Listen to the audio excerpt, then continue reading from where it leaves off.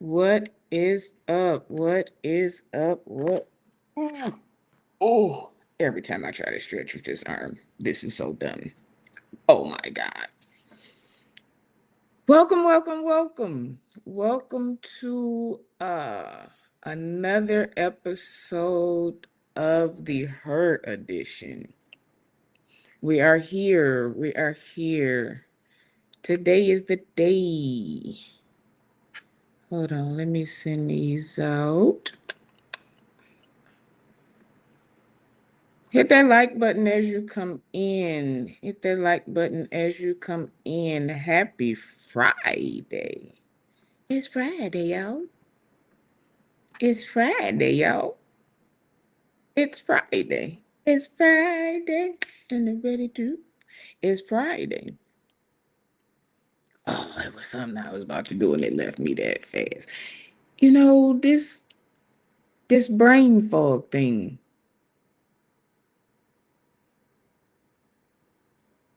I just this brain fog, I promise you. I picked up my phone to do the very thing, and I forgot what it was. I don't know. I don't know. What was I doing? What was I doing, Jesus? Okay, it'll come back to me. Welcome, welcome, welcome, welcome, welcome. Share, share, share, like. Subscribe, turn on your notifications, uh, all of those wonderful things. Cash App is pinned.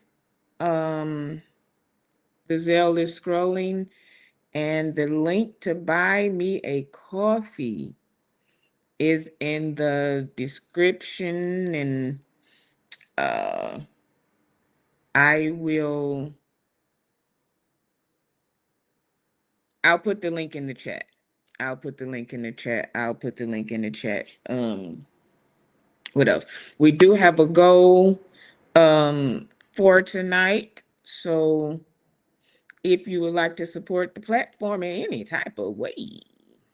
What's up, Courtney? If you would like to support in any type of way.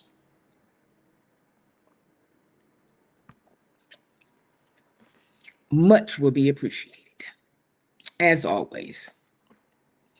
So let's see what is going on. What's going on? What's going on? Everything. Everything is child. Everything. It seems like everything but folks trying to save souls is going on. What's going on, Shy Rosalind? Everything is going on. Everything is going on. Ooh, we catching it.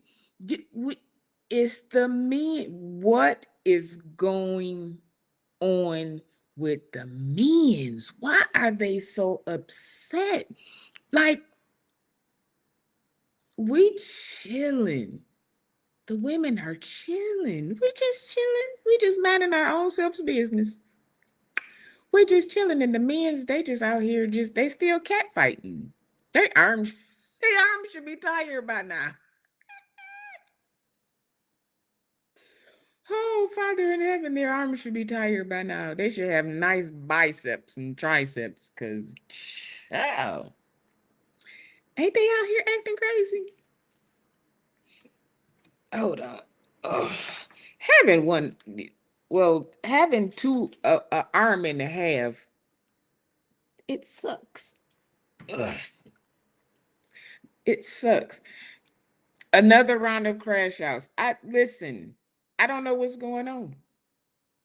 They definitely they out here crashing, banging, and all kind of stuff.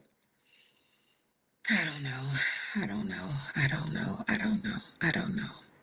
But the ladies are here to talk about some things, to discuss some things. Actually, we're going to talk about the ladies. That's what we're doing today. Because the ladies have something to offer. The ladies have something to say. It's the ladies. It's the ladies. That's why I picked the intro song. Yeah, don't that move without us? We wouldn't be here without us. Oops. Courtney, let me know when you're ready. I'm supposed to put the link in the I'm gonna post the link whenever you're ready. I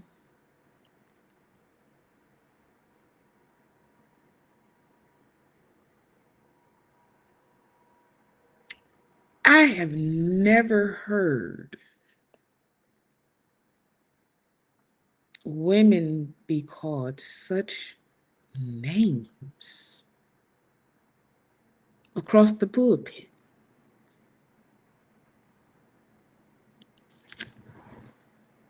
I've never seen such a thing. I don't even understand it. I don't. I don't. It's so disheartening. But we did have Dr. Vaughn stand up. And I wish a lot more women would come out. If we can't stand up for ourselves, how do we expect other people to stand up for us? Or why should anybody stand up for us?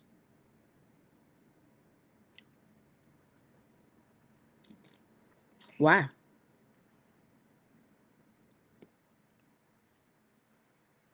I don't. What are we doing? Bishop McClendon. Now the vloggers are going to fall.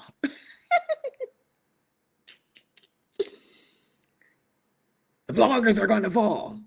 Where are we falling to? Where are we falling to? We have. Where are we going? All y'all. What you call them? Is YouTube pastors? Is Facebook pastors? Instagram pastors? Like, what are we talking about? What are we talking about? So we got one of our guests in the oh God, in the back room. So we gonna bring her up.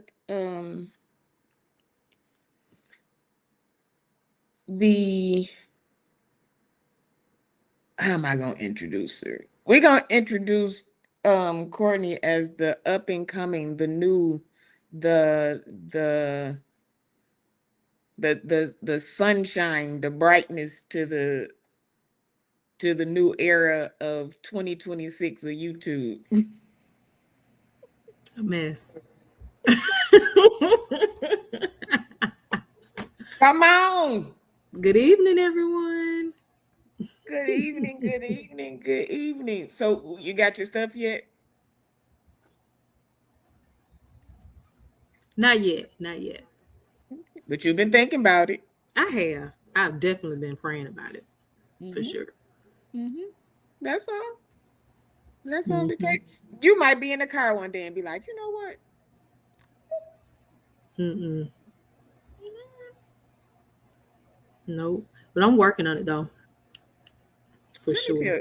Hold on. Let me fix this because you. Let me tell you something, ma'am. Oh. You didn't came in here. Okay. I'm gonna have to set my I'm gonna set my wardrobe because Courtney be coming on. I'm super dressed down. Let's be clear, with no makeup for real. So None needed. None needed. We're not gonna do that. None needed. None. I Mm-mm. wouldn't have known if you didn't tell me. See, ain't no. Mm. No, no. I had to do me a Everything little is. brow and a lip gloss. That's all I got. So now Sean, I'm why be you look like, like you in pain though? "Hey, girl, hey." Mm-mm. Okay. No, I had therapy today. Okay. So, Right, the queen of questions. Exactly. That's why I'll let you saying you playing. So this is the diagnosis they gave. Okay. So I have a 50% rotator cuff tear That's right. Okay. and frozen shoulder. Mm. Mm. So my arm is locked from my bicep. So what they're doing is trying to massage it to try to get it to loosen up. But Mm-hmm. if it doesn't loosen up, then they're going to have to break it. That's what I did. Yeah. So she No. said, this is how she said it. She said, well, if the therapy doesn't work, then Mm-hmm. we'll have to unfreeze it. So I was like, okay. She said, so what we What you do thought is, she gonna thaw it out? listen, I wasn't thinking what she said. Right. We'll put you to sleep and then we'll just, lift your arm up and break it and then we'll start therapy after that. Or if that doesn't work, then we'll just have to also break it and then do surgery. Whoa, whoa, whoa.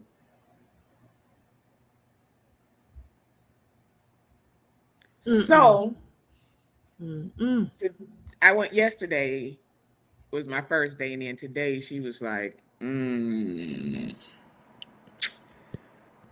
don't know. I don't know. Ma'am, we don't want to hear that. We don't want to hear that.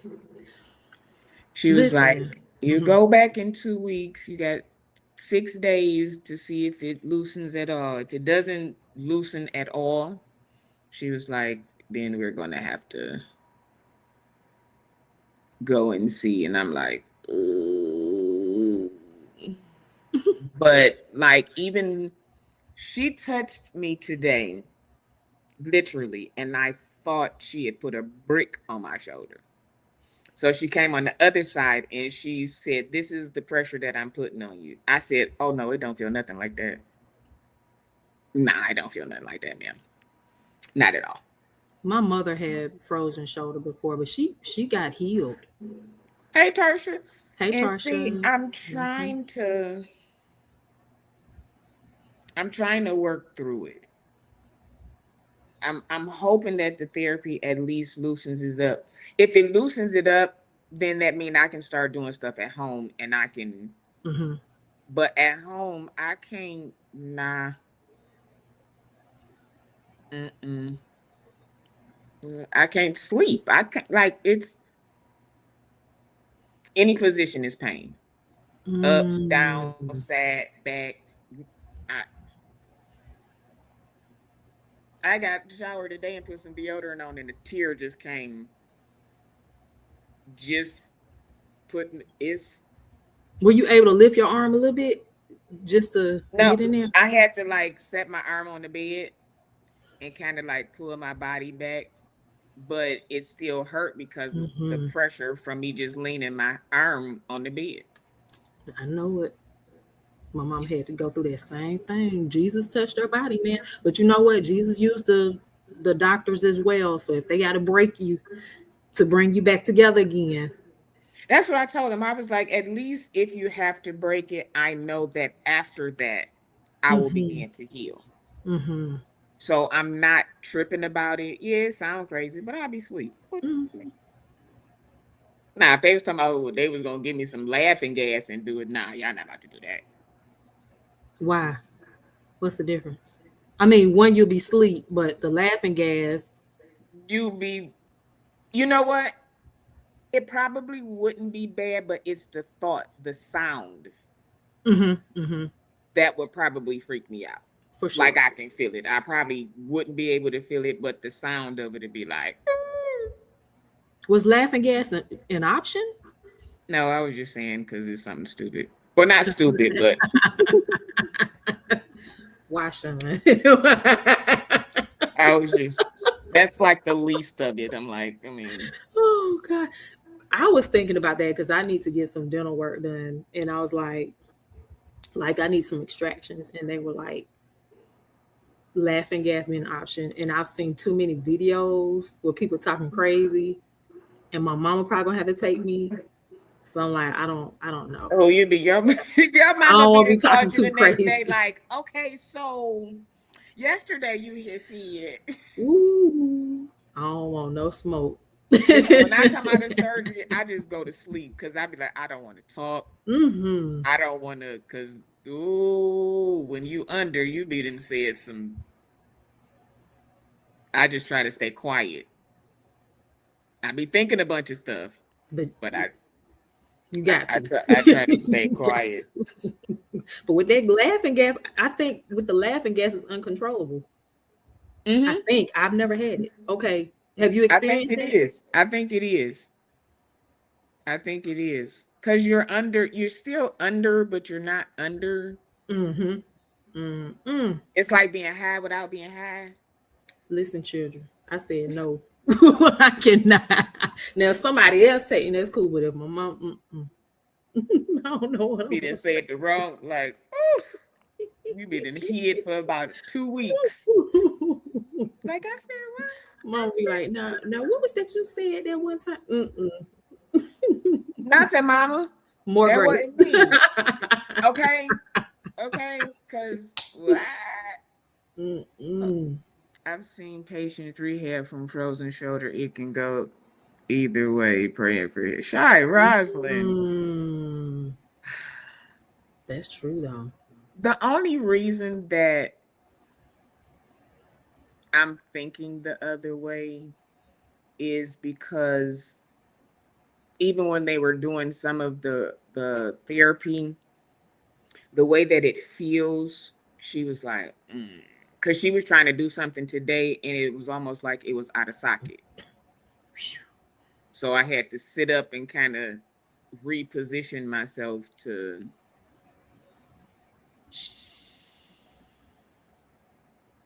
Do Jesus. Yeah, yeah. Please, Lord. Cause it's like, okay, a massage, she about to, but I can't even take her touching me. So it's like there's still no relief. So she Mm. said next week, they want to try to do the tape wrap to keep it in place.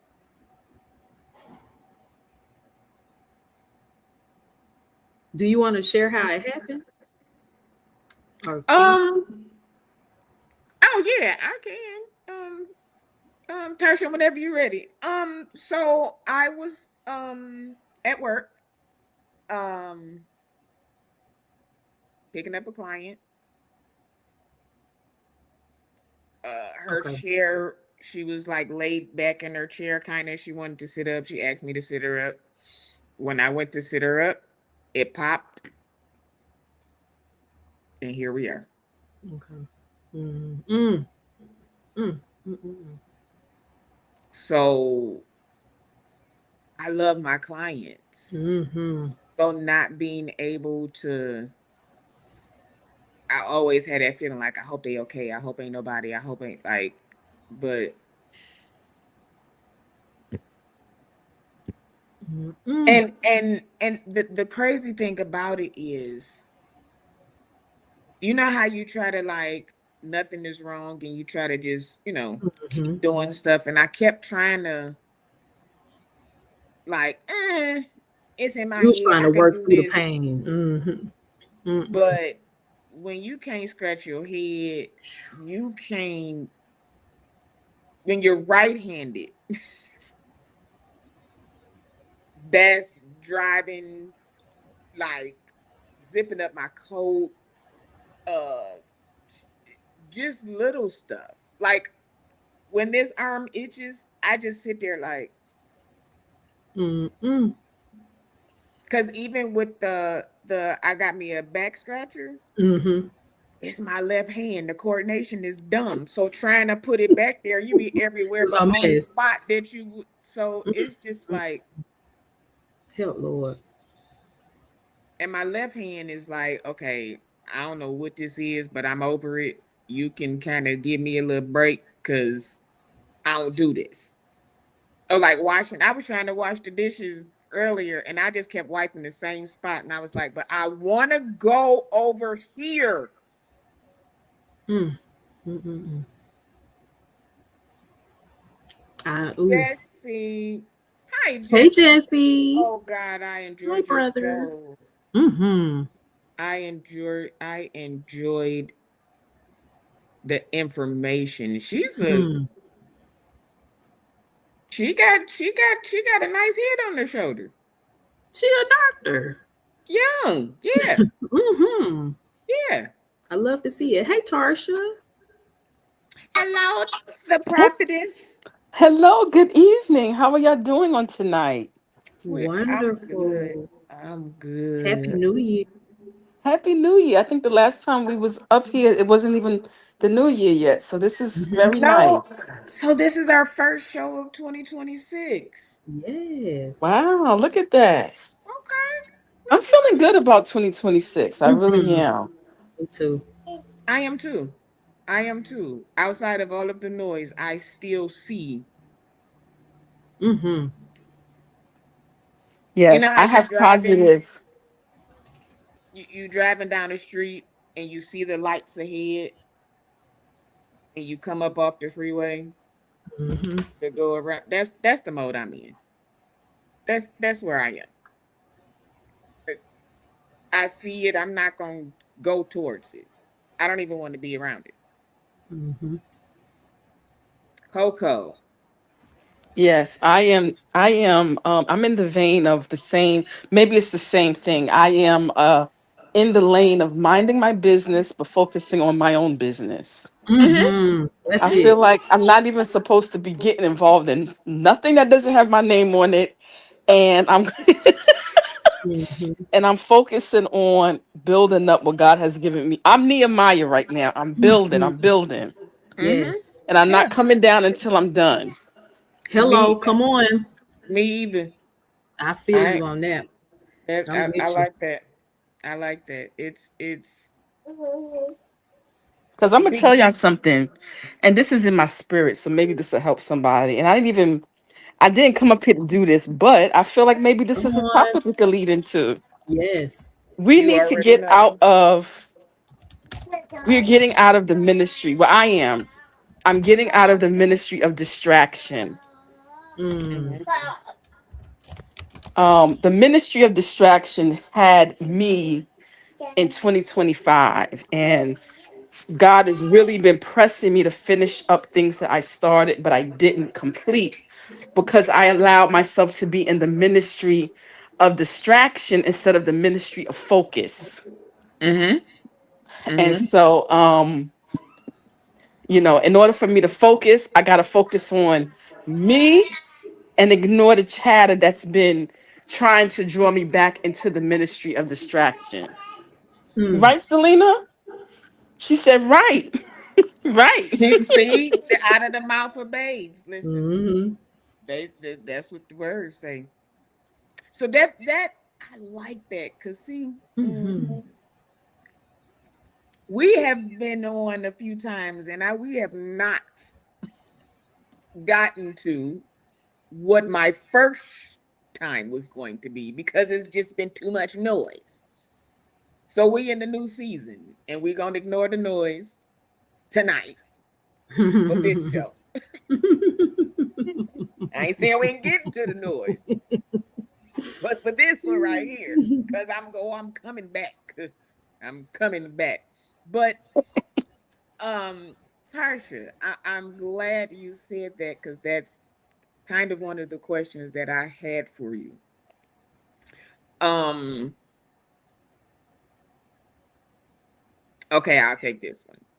How do you keep centered while making business decisions in a click driven media space?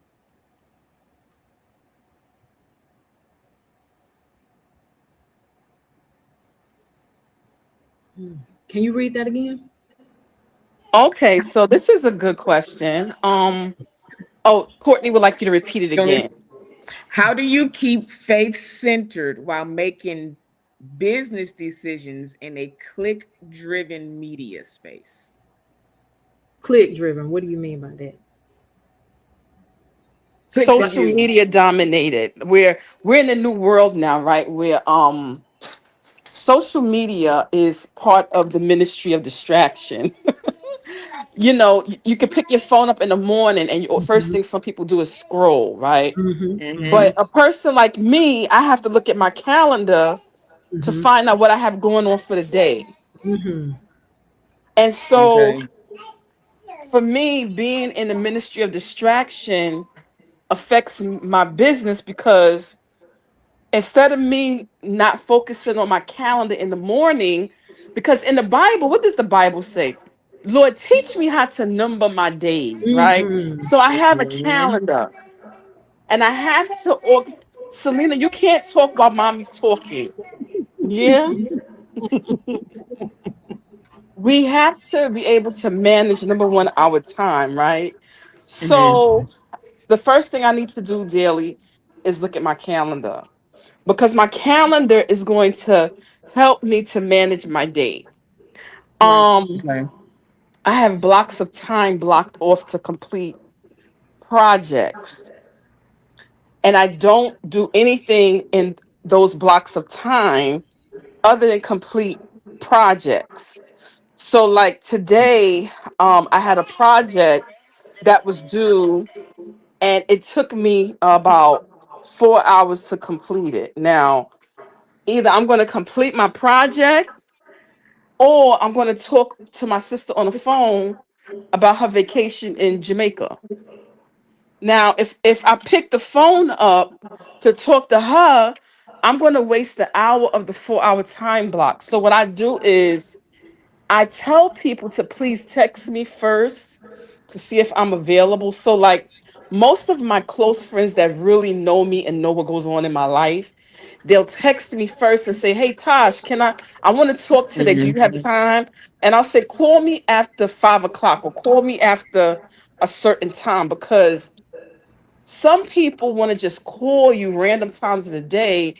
And not that I'm being rude, sometimes I can't take the call because you're calling during a time block that I have to finish a project, or I'm trying to get something complete because I'm literally managing a corporate career and I have two businesses that I run from home. So Right. time management is what helps me to keep my life managed where I can manage business and home without missing a beat. But it's all about, I would say, keeping a calendar. If you have a calendar, and I know that I have a new thing now where I'm winding down after between 9 and 10 o'clock. That's like I'm winding down. So I'm not really trying to do any projects Okay. at all. So I try to complete projects before the evening hours because I don't know what may pop up. So how I've created my time is I have grace periods too, where those times are not blocked with anything, but if something were to come up, I can put it in those empty spaces. You know what I'm saying? So people always say 20, what do they say? They say everybody had the same 24 hours in a day like Beyonce. And when you think about it, every successful person, they have to have only 24 hours in a day. But what are you doing with your time? Mm-hmm. And so this is why I tell people, do not waste my time. And I'm going to be very transparent right now on a topic that we haven't discussed here. There was a gentleman that was interested in dating me, right? I told him yesterday, I don't have time for foolishness. And when I say I don't have time for foolishness, I mean, do not waste my time. So I Mm-hmm. had a meeting with him on a Zoom. Well, Come on, not Nina. Zoom, Come but on, meeting. FaceTime. I'll say FaceTime Okay, because okay. I'm letting it all out now. It's the beginning of the year. Yep. These are my plans, and I'm letting you know how I roll. So if you are here to try to waste any of my time, I'm not the one for you, and you're not the one for me because I'm also destiny driven, purpose driven, and calling me every day to talk about nonsense is you're already wasting my time. Wait. Yeah. You calling me random hours. So Mm-hmm. I had to have a meeting with him to let him know what is your motive, because so far you've been calling me and there's nothing happening. Mm-hmm. When And is the see if you don't date? let them know from the jump, So you this would is the go thing. cool. Yes, Mm-hmm. so even when it's coming into your business life, romantic life, and trying to manage family, everything should be time management. And anyone who enters your life, if they don't understand your boundaries regarding your time, they shouldn't even be in the equation, which is why I had to let this gentleman know you're not for me and I'm Mm-hmm. not for you, because you are wasting my time. You called me on the telephone, wasting an hour talking about nonsense. When is the date? Are we going on a date? When? Where? So you haven't given any blueprint of your plan of even courting or dating. Goodbye. This And is that good. I have not heard from him since. Praise Hmm. the Lord. And Hmm. Mm-hmm. so that's a part of how I manage my time, how I manage my life, and how I'm able to be also a good friend, Mm. right? Because people want relationships, but they don't want to invest the time. Yep. There's one-sided relationships. You're texting somebody all the time to see how they're doing. They're never responding. You want to know why?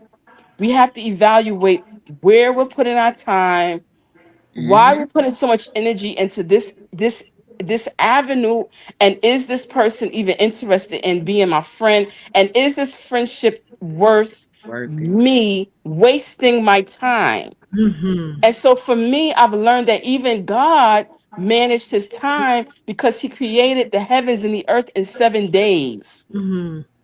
and every day has an assignment, right? Right. Mm-hmm. And when you go back into the book of Genesis, the first chapter, everything that God did on each day, he did what he had to do. He focused on that one project, and then he went and rested. Yep. And then he woke up the next day, he focused on another project. And by the 7 days, he created the heavens and the earth. Mm-hmm. So, time management, in my opinion, is an essential skill that every successful business person has. Yes. And so that has to fall even in your life of being a mother. You got to get up a certain time. The kids got to Mm-hmm. be out. Everything is on a certain time frame. Mm-hmm. So I have learned that number one, I don't like nobody to waste my time. Mm-hmm. I don't like wasting anyone else's time, which is Right. why I'm usually the early person at a function, Mm-hmm. because I respect people's time. I Yes. respect people's boundaries regarding time. And guess what? I went to a Nigerian wedding. I did not know that Nigerian weddings do not start on I time. was just about to ask, did they start And on guess time? what? Ooh. Me and my sister were there 4 hours before it started. No, The ma'am. invitation said 3 o'clock p.m. Do you want to know what time this wedding started? 6 o'clock. 6:30 p.m. But Mm-hmm. you know what Tasha ended up doing? I Leaving. ended up helping them finish putting up the decorations and setting the tables because I got there so early. Listen, And I I was said, there. so not to be Yeah. long-winded, but in closing, how I manage my time, it's simple. I keep a calendar and I make sure I let other people know about my time. And for those of you who are in the realm of managing time, it's not just for your business, because your Mm-hmm. business is you are your business, and anyone who's in your life, they have to understand your business. This right here that we're on, this is Sean's business. Content creation is a business. Mm-hmm. So she's blocked out a specified time for this show. And Mm-hmm. this is why when I go live, I said, I know people know I'm live now, and they call me. I can't stand it. Do you understand? Because they don't respect time. And so that's how I keep myself leveled out. A calendar. Okay. I might Mhm. have to do that for 2026 because I'll be all over the place because I have so much going on. I've just sat right here and forgot something that I was supposed to do right in Mhm. front of you. So it's just so much to do, but that's a good idea. And you have it on your phone, so there's really no excuse Mhm. to not use the calendar. And nowadays you can tell your calendar what to do. You ain't even got to type it in. So it is really no excuse when it comes to that. That was good, Tarsha. Welcome in, Inspire Hey, and Inspire. Desiree. Okay, so Hey, Miss Dior. Is that what they say? Yeah. mm-hmm. Uh uh Coco, we got a question for you. All right. Um, I'm about to be like, who you talking about? Oh, okay. see, there That's you me. see, there you go. There you go. And you just said they called me that, and then you like, somebody else in the back. No, no, no. Okay, so I'm gonna ask you this question. How can churches better support women who serve faithfully?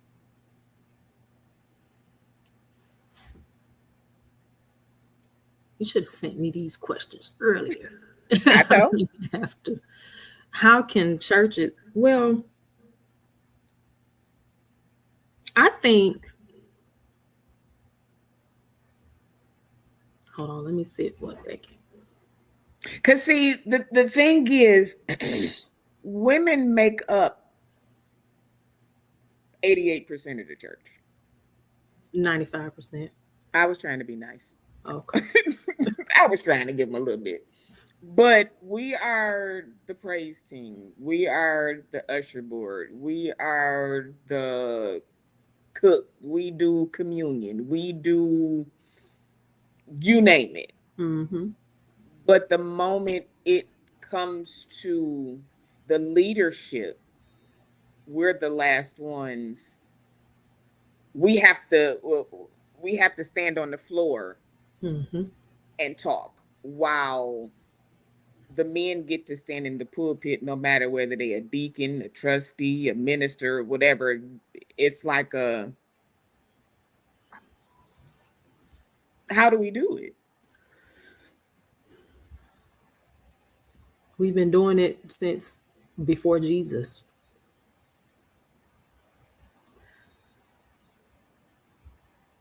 Inspire is right on it. I was Um, yes. Stop asking them to spend so much time serving the church so they can be free to relax, rest, rejuvenate, and connect more with their family and friends. but you know what it is? I don't blame the church 100%. Sometimes it's us. Sometimes we can become so consumed with serving that we don't take the time. Oftentimes, serving is people's identity.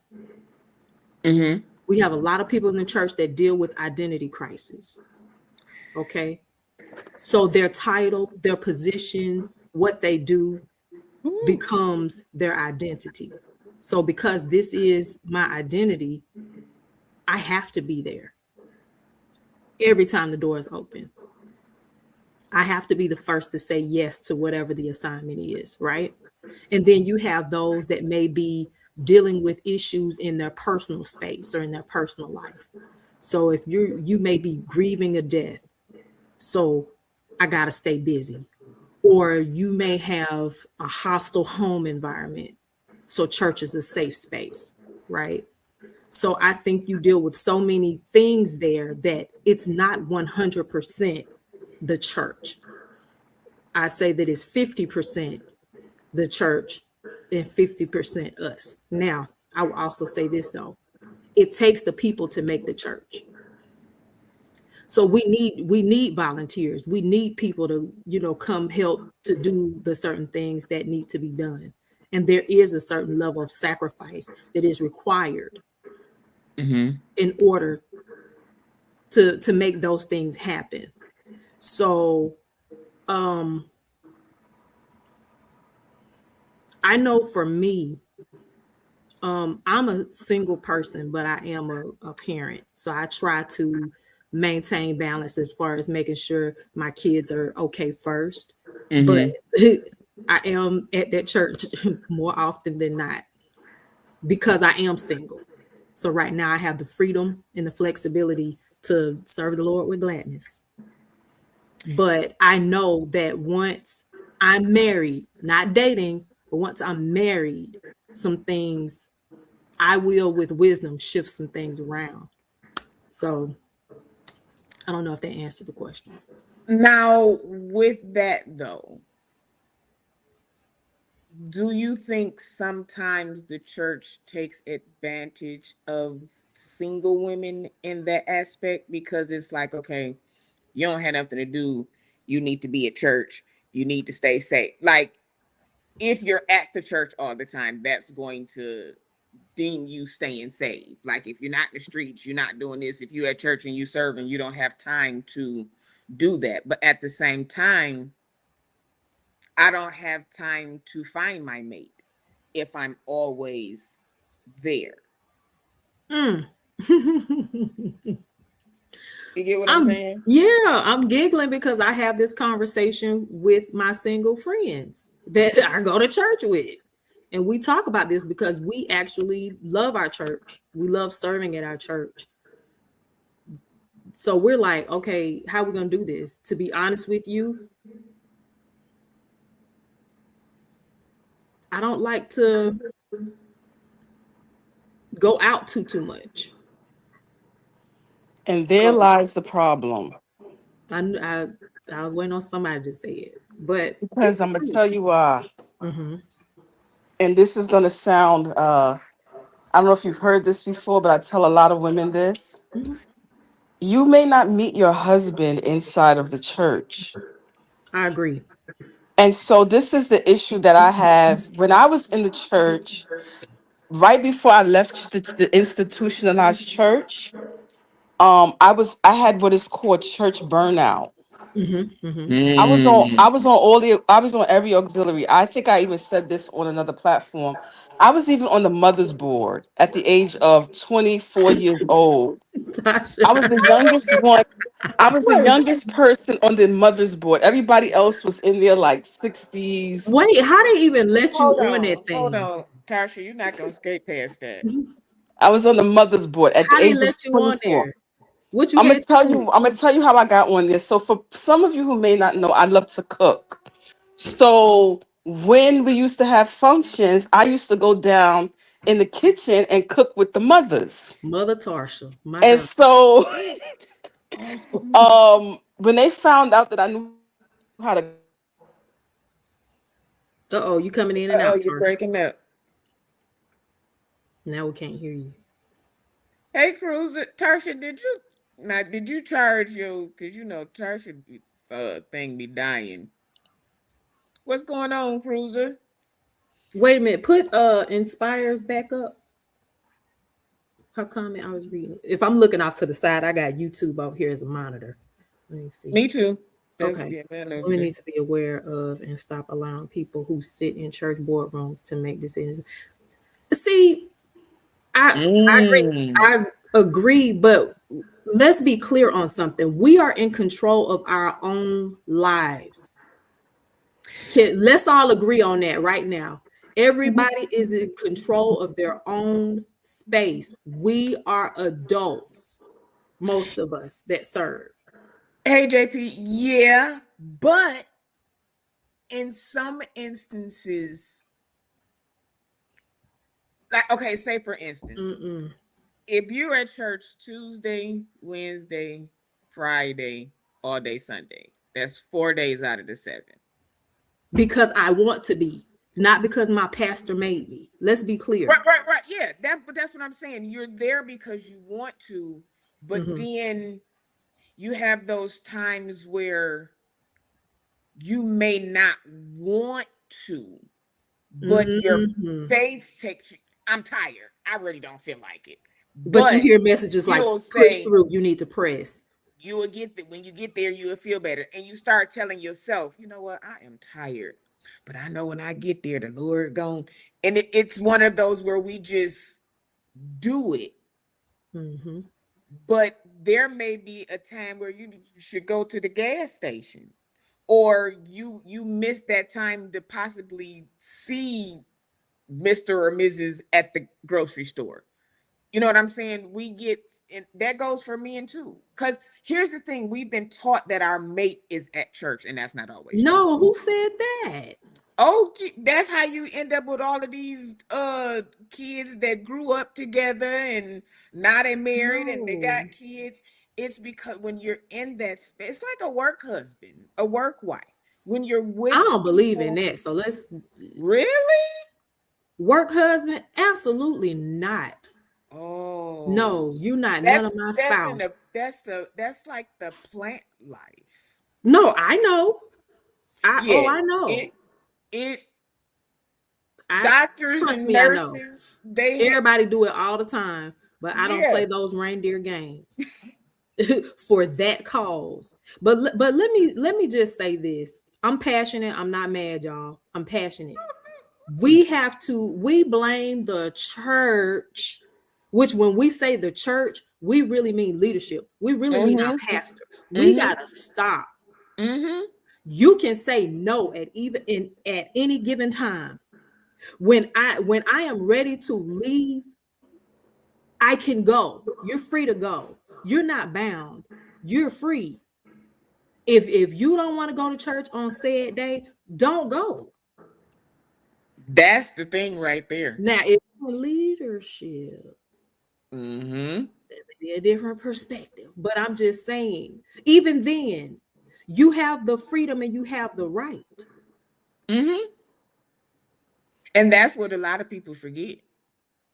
So we gotta stop, just like how I know St. James not in here, but just like how Jesse in here though, Jesse and St. James and all them be talking about the said victims, how they need to take accountability for their actions. Same here.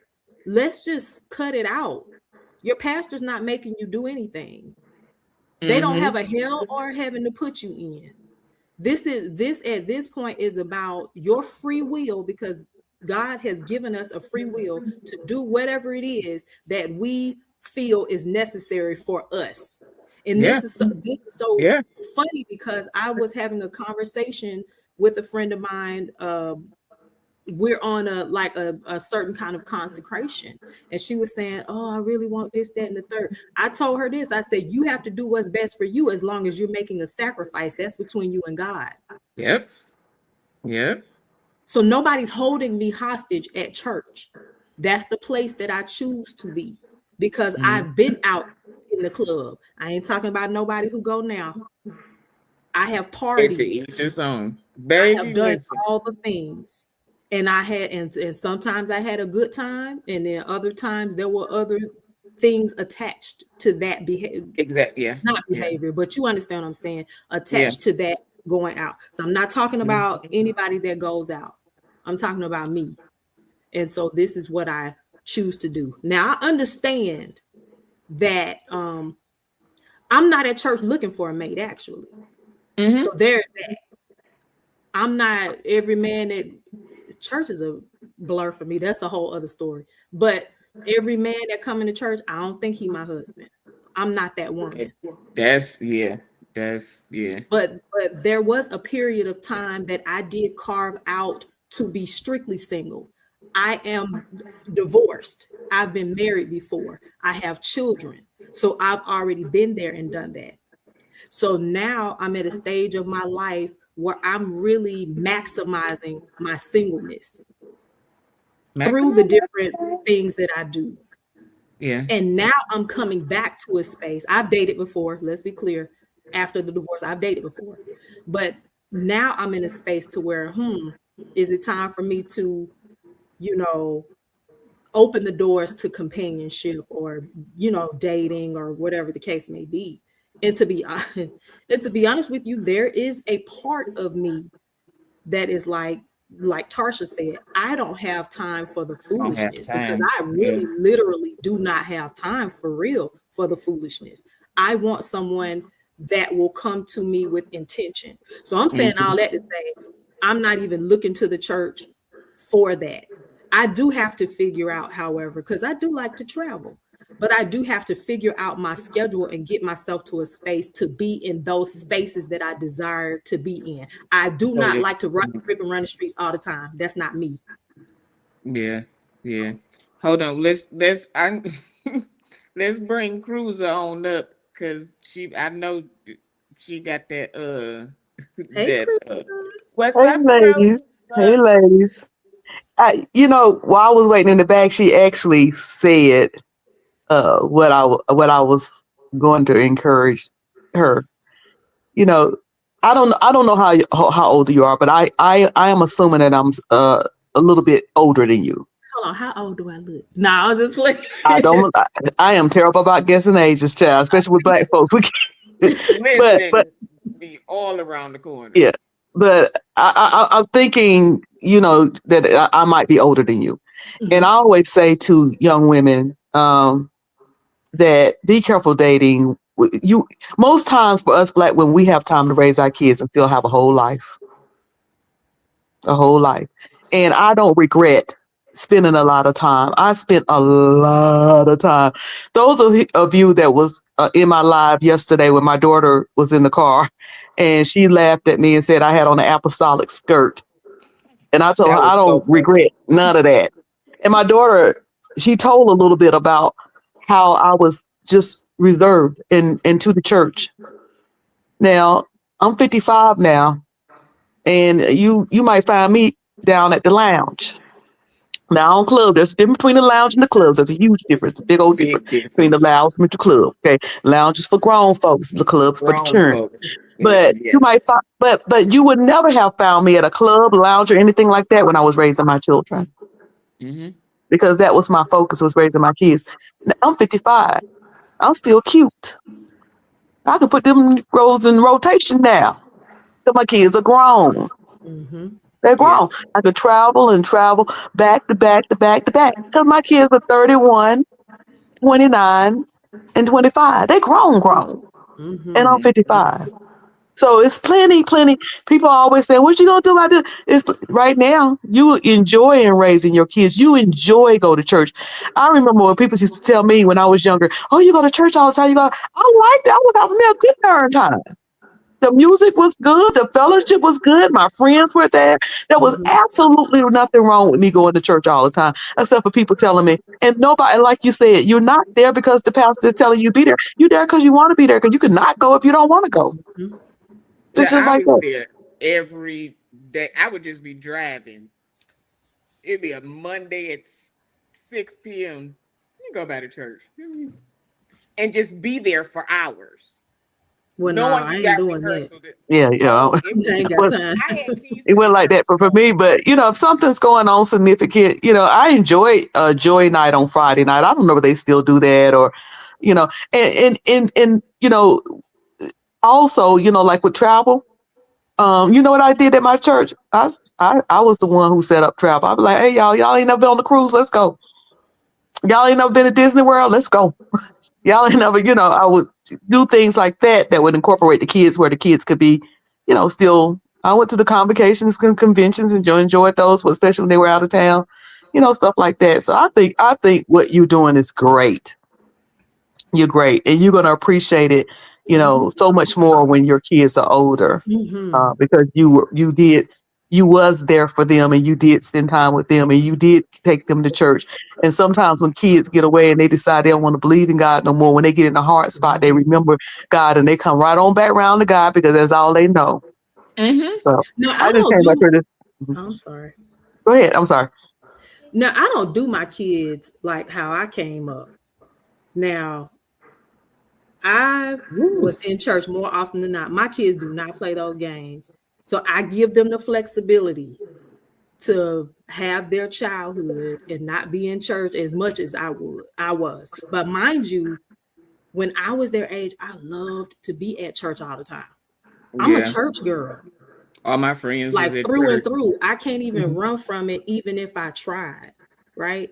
So that's me, but I don't force that on my kids. Now you gonna go to church. Mhm. But I'm gonna respect their time. You not gonna be in there all day. If Yeah, I because know they I have have to serve all cheerleading, soccer, the things they want to exactly, do. And my kids did exactly. all of that, and they were able to. And you know the joyful thing about my kids were blessed to go to two churches. My mom was Mm-hmm. Methodist, or they are, and so they went to my Mhm. parents' church and they sang on that choir, and they went to the church we went to, and they was on that choir and that praise Yep. team. But the kids they grew up with, they know them now. They see Yeah. them in college. They, you Mm-hmm. know, that's some of the little fellows they date now. They're like, isn't that so and so's son from the church? You know, they have a community of people they still are friends with. So you know that gives them a community or a neighbor. Now that people don't play in the neighborhood no more, that gives them a neighborhood like what we had. Uh-huh. But anyway, I'm gonna go down so I don't overtalk. But I just thought it was great what you were saying that you love church, you go to church. I see absolutely nothing wrong with that for a single parent. Mm-hmm. But I'm No. gonna go back there in the chat. I might bounce back up here, but I'm in the chat enjoying. Okay. I and again, it's kind of different these days too, because back then we had a lot of auxiliaries to be Mm-hmm. on, which made us want to go to church. Mm-hmm. They don't really have a lot of things implemented for teens, young adults, This is kids, true. for them to do. We had vacation Bible school was all summer, except for 2 weeks that you went back to school. Now vacation Bible school is 3 days. Maybe you If might that get a good week. right. You might get Sunday for youth day. Mm-hmm. These But kids ain't we playing had though. They do not want to be in church all day like that. I'm trying it's to figure it's out, but you know, my heart posture was different. My kids like they love the Lord. Like, Mama, we love the Lord, but I want to go around to my friend house. but see So that still goes back to because there's nothing to do. All of my friends was at church. And mm, See, that's then the thing. All of because my friends we was not at church. yeah, see, all of my friends was at church. And then when I started like kind of venturing out mm-hmm. with the church people, with their non-church friends, and I was like, oh, so we really all doing the same thing? Like we we doing the same thing, but it was kind of one of them when you hung with the unsaved people that you felt like you was doing something. Mm-hmm. Mm-hmm. You felt like, Mm-hmm. oh, I'm going, and it was like a sneaky kind of like, ooh, I'm rebelling, but we Yep. weren't using the word rebelling. Yep. But at the same times, we were still with our friends. Mm-hmm. Do you Yeah. had your church friends? Now, my Mm-hmm. my parents, if it was somebody that didn't go to the church, and I'm like, well, I want to go to, oh, they called. They had to know the Mm-hmm. mama, the daddy, the Yep. cousin who was coming over, what y'all was doing, how long y'all, what you was gonna eat. Let it be Mm-hmm. somebody from the church. Bye, Oh, it's cool. You bye. good. It's Shoot, not 9 o'clock at nowadays. night. You like, are you coming to get me? Like, oh, I didn't know you was ready to come home. Yeah. Not Now you nowadays. don't have that. Mm-mm. You don't have that now. And I think one, and I said this before, if the churches would put maybe like the youth choir back, or maybe the youth usher board back, make the kids feel included. We felt included. Do they want do these kids want to be included? I think they would. If it was something to do, you can't. Mm-mm. Let me tell you why. You don't think Because so? I know so. Because I'm over a particular auxiliary at my church, and I Okay. opened it up to young people. I only got 2 signups. Really? Mm-hmm. These kids want balance. They don't mind coming to church. They don't mind having their youth church or youth service and all of that good stuff, but they want to enjoy the experience. They're not like us. They're not going to sit in adult service all day, shout, whatever else goes on that we enjoyed when we were coming up. They don't mind coming to get the word, but they also want to enjoy their space. So I'll give you an example. My daughter, so my church is not in my neighborhood. So I got to drive like 45, 50 minutes to church. Okay. So they have a Caucasian, predominantly Caucasian church that is well known in the community Mm-hmm. that does this thing during like football season where they invite all the local schools to come, and they have fun time prior to the message. They get to see their friends. They have like food trucks and all this stuff like that. They make it very consumable for them. That she loved to go there, but then she asked, well, why doesn't your church? And she said, my church, because her dad is a pastor. So like you said, they were going back and forth to different churches, like Cruiser said. So she was like, if your church had this, I would love to be there, because they want to enjoy their time. So That's crazy. I was church. but yeah, when we was coming up, we had junior usher board, junior deacons, junior all the things. But no, Yeah. it's not the same now. But Tarsha, I want to hear how you became a mother on the mother's board at 20. At 20. I'm just trying to Mother Tarsha. understand. It kind of makes sense though. It kind of, you got that My old God. soul. She was cooking. That's what did it. Well, it's so She it's was so in there with the interesting mothers. because I never wanted to be on anything that had to do with the youth. So they tried. She said, "I'm too grown for that." Well, why don't you do something on the youth? No. I don't even want to be around y'all. So I used to cook. They would ask for volunteers to come down to clean chicken. Who wants to make this? Who wants to make that? And I used to get right in there with the mothers and My God, cook the food and clean all these pounds of chicken and help they fry the loved chicken. you.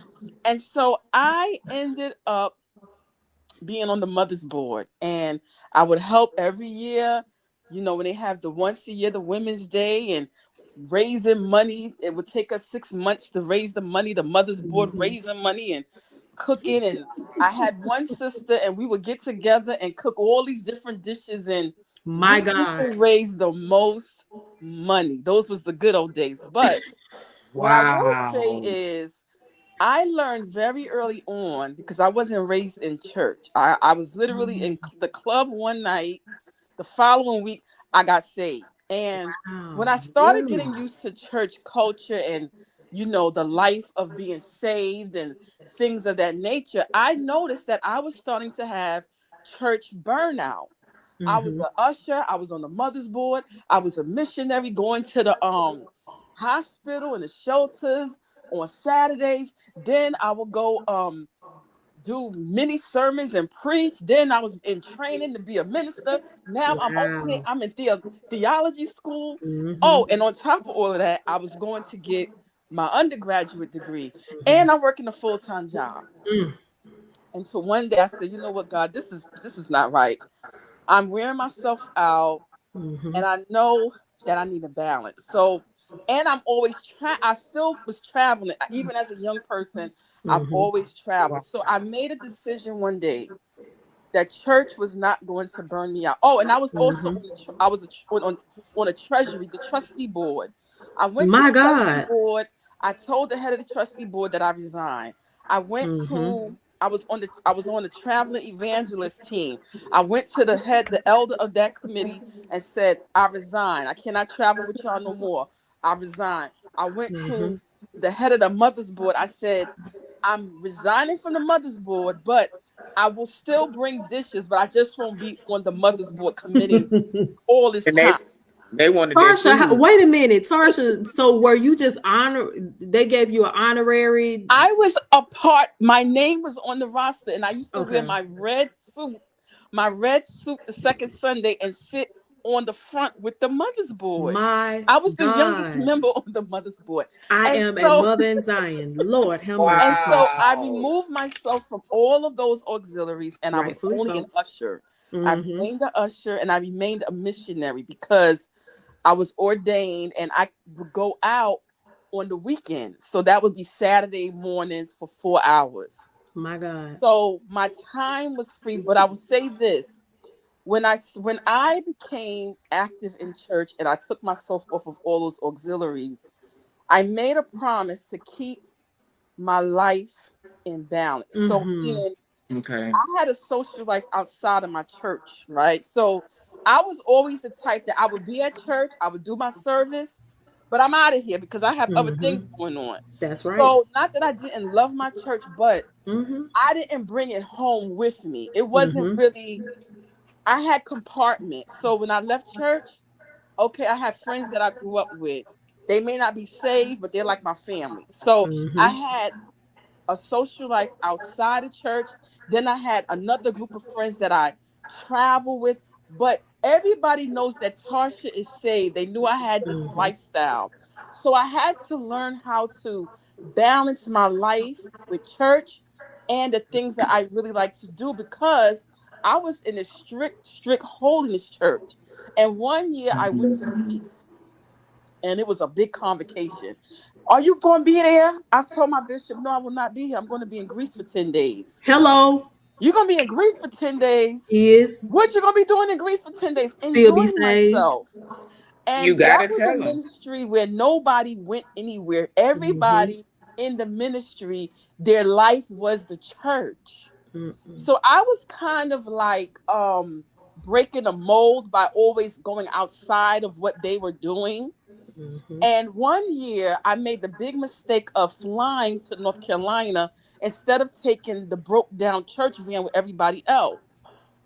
And I got in Tarsha. trouble by Tarsha, they I'm didn't not let me doing that. they did not let me live that down. Well, you think you better than everybody. You could have got on the church van wherever.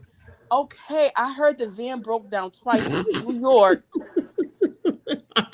to North Carolina because we had a church Tarsha. location in North Carolina. I don't do broke down vans. I'm getting Oh, on the plane. I'll meet y'all there. we got in trouble for that. And so I was always doing the opposite of what they was telling us to do because again, I had a life outside of the church. So the people who grew up there, whatever, they was conforming to whatever the bishop said. The bishop Right. said, get on the broke down Mhm. van. We don't care if we're gonna be on the side of the highway twice while Deacon Tony is trying to fix the tire. Nope. And no, Nope. this is what really happened. This is Mm-mm. what really happened. Me and my spiritual mother was in North Carolina for a whole day and a half before they got there. Why? Because the van kept breaking down. And See? so this is what I'm saying. but Tarsha was rebellious. Not rebellious. Now I wouldn't say rebellious. No, Rebellious. that's what they were saying. That's what That's they They what were they oh yeah, calling they it. said. were saying I was Right. They rebellious. were saying you was I don't. rebellious. I'm always out of order. I don't follow rules. All of the other evangelists took the van, but I flew on the plane with Sister Claudine because We I'm used supposed to to be a flying on family. We airplanes. going together. Nah. We supposed to be on one accord, and of course, No. yeah, I did get called in a meeting, and I told my bishop I'm not used to going places on a van that breaks down. So when I found Period. out that we was having the ordination service for your grandson in North Carolina, I booked my flight 3 weeks before it was time to go. And that's why I decided to fly because I'm not trying to be on the side of the road. It's cold in a broke Broke down My down. God. van. Mm-hmm. And Mm-hmm. so this is my point. I've always had a balance, meaning Mm-hmm. I made a decision for my life and for my mental health and self care to Mm-hmm. not let the church burn me out because they will use you for your gift. Erica. Okay? Women, They Tarsha, would it burn said, you but out. Tarsha, a church divided against itself. She said undivided, but And so, I mean, and that was the longest until I made my exit out of there. But mm-hmm. I made a decision also that I wasn't going to let their practices define me. Mm-hmm. Right. So unapologetically, I made balance in my life. Now, my time there we had fun. Like I think Cruiser said, like we had picnics, we would go on retreats, we would do various things. I grew in my faith, I grew in the word, but I made a decision that the way I'm set up, I need balance because otherwise I'm gonna be unhappy.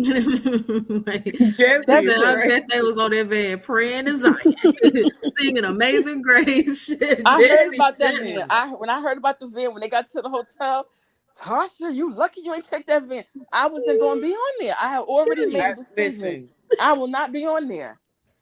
Why were they on the van? Did they not consider flying, or they Because see, couldn't this is afford some things are traditional. They it? always took the mhm. van down there. The van, they Mm. raised money to buy the van, but they bought a used van. The van wasn't good, so the van kept Kept breaking breaking down. down. You understand? So I have always known deep down within me that Mhm. I don't have to settle for less. Mhm. And so I Yeah. was like, this is not me. I know I'm a part of this organization, but I have booked the flight. And then that also goes with like in ministries, we're going to talk about leadership. It has been an undertone that Mhm. leaders are the only ones that can live and Yep. be a certain way. So the Mhm. bishops, they're on the airplane, but you're a regular member. What you doing flying on the airplane? What you doing booking a first class flight Mm. to North Carolina when we was all on the van? No. Cruiser. Hold on, Tarsha. Let me ask you this. When you first came to the church, what made you decide to join all of those ministries and do everything that you were doing? Okay, so this is how it went. I've always been very zealous, Mm. and I've always been in the ministry of they call I always want to help. Mhm. So I was Okay. already doing things that without anyone asking me. So like, how did I become an usher? One Sunday they were short of ushers and I know what to do. So I'm standing there and I took some prayer cloths and I started laying them over people. And the head usher said, here, take these prayer cloths. Yeah, if you need help. Next thing you know, I'm on the usher board. Same thing with the mother's board. Oh, we need Wow. some volunteers who would like to clean some chicken. And, anyone want to come on a Saturday, next Saturday, come. I went, I volunteered, I You cleaned the volunteered to chicken, clean I chicken. made some smothered pork chops. Next thing you know, I was on the mother's board. That It mother's was boy some is powerful. smothered. That That is was so. That was. crazy. Jeez.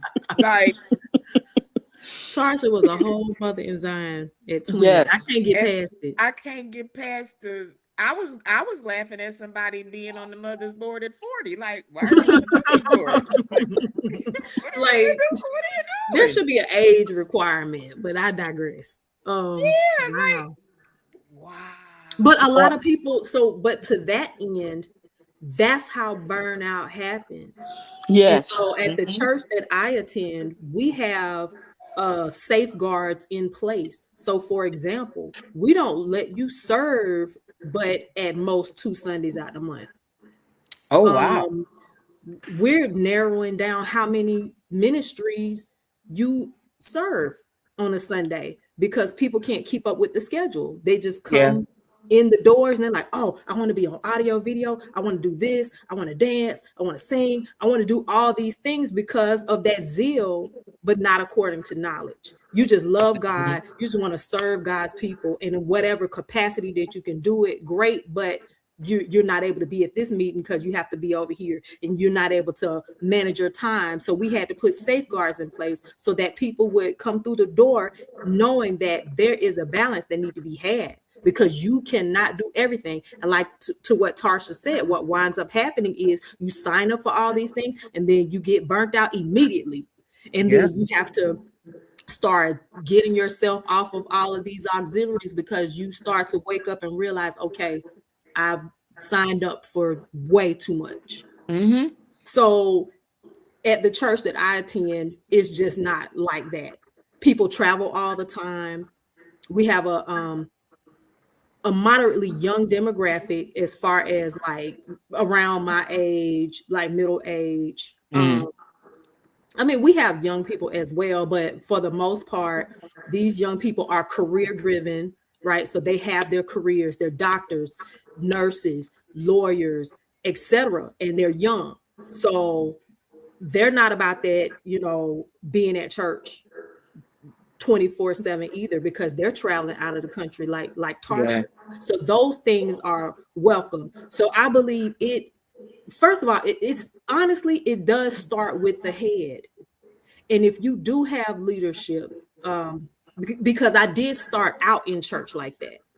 When we started going to Yeah.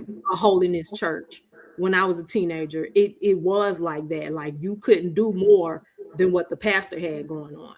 And that could really depend on a few things, you know what I'm saying? So it's like, to that end, again, I say to the people watching now, and to the people that are watching the replay, let's stop blaming the church. Mm-hmm. Our free moral agents. And if you do not have a balance, what is about, the Bible says something about a false imbalance. What does it say, Tarsha? Okay, that's all right. But it's not pleasing to God. A false balance is not pleasing to God. Yeah.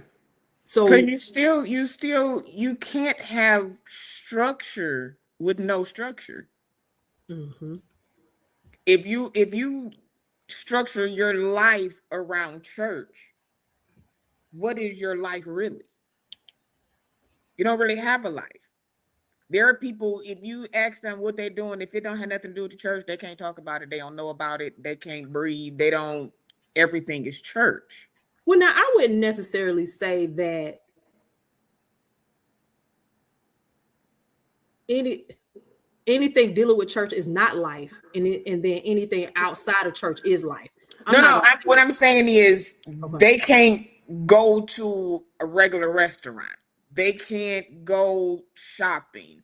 They don't. It's still people who don't go to the movies. It's still people who don't go to, let's say, a restaurant with a bar in it. There are still people who are in that mindset when you can just go to a there's nothing going to a restaurant with a bar in it. It does not mean you're drunk or you're going to be drinking or you're going to be doing this.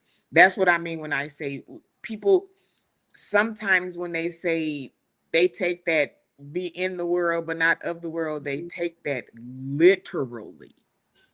Or they may go according to that scripture of not letting your good be evil spoken of, or you being seen at a certain place. What is this question for the panel? Do you think the old landmark of fellowship and serving is that? If so, how can we revamp the way we assemble? Oh. Fellowship, community is important, and I didn't learn that. I've been in church all my life, but I didn't learn the importance of community until I started going to the church that I go to. Mm-hmm. We are community and service oriented, where, okay, I'm not just going to church, doing my little whatever I do, and then I'm out. I'm calling these people. I'm making sure, oh, your grandfather died. Let me send you something. Or, let us come together and do this for this person. Or like when my birthday came around, my birthday falls around the time of back to school. And so sometimes, not all the time, when I'm unable to get away because of that cause, I won't do anything. I'll just be at home. But it was a blessing this year, to be a part of a community that showered me with gifts and love. It felt good. So I think it's great to have community. And if you're not a part of a church that does community the right way, that could be a problem. Monday through Saturday. Yes, I agree. I agree. I think that for me, I would say the reason why I never really got, even though I was in organizations, I would say the reason why I never got, I'm not going to say I wasn't a part of a community, or maybe I never got fully attached to organizations that I was in, because I have seen where once you leave the organization, the organization, the community of the organization no longer wants to talk to you. Yeah. So when I left the Holiness Church, I left strictly because my season was over there, right? So I thought that I could like still remain friends with the people who I connected to. There were people that did not want to talk to me no more. I didn't know why. I remember I spoke to one sister. She said to me, "Oh, you left the church?" She said, "You're gonna be like the prodigal son. You'll be back." And I said to her, I said, "Ma'am, I didn't leave because I'm not following the Lord anymore. I learned all I could learn. My season here is over." And Yeah. so out of that ministry, I would say I stayed friends with two people, because one of them, I went there with her and we were already friends before the ministry. And then the second one, I met her while I was there on the usher board. So my point is, the community and the fellowship is good, but is it sustaining after you leave, or is it only Mm. predicated based on your affiliation to that organization? So this is Mhm. why, even though the church will always say, how can two walk together except they agree? You know what? I always kept my friends that I grew up with from the hood. We grew up together on the block. They know me. They know when I was a little chunky girl playing double dutch. So they're Mhm. never gonna turn their back on me. So I never like stopped talking to the people I knew before I got saved, because that was like a long running Mhm. message across the pulpit. And now that I left that organization and I know about legalism, that Mhm. was to keep me bound. And it was almost like a cult like teaching, right? And so, as it pertains to community and the youth and young people, I believe that right now, not only do churches not have the community support for the youth to keep them interested in being in church, Mhm. the church itself has lost its identity to even retain the adult people that are there. Mm. Mm. So Mm. how can an institution retain the youth who already have a low attention span, when they can't even keep the attention of some adults who are not even staying in some of these organizations? Depends on the church. Yeah. Exactly. So Yeah. that's where the problem lies. Children and youth, they need activities that are going to stimulate their brain Mhm. while bringing in the message of Christ that will continue to change their lives. Yeah. Mhm. I That will say, listen. I will say this, that we didn't have all that growing up.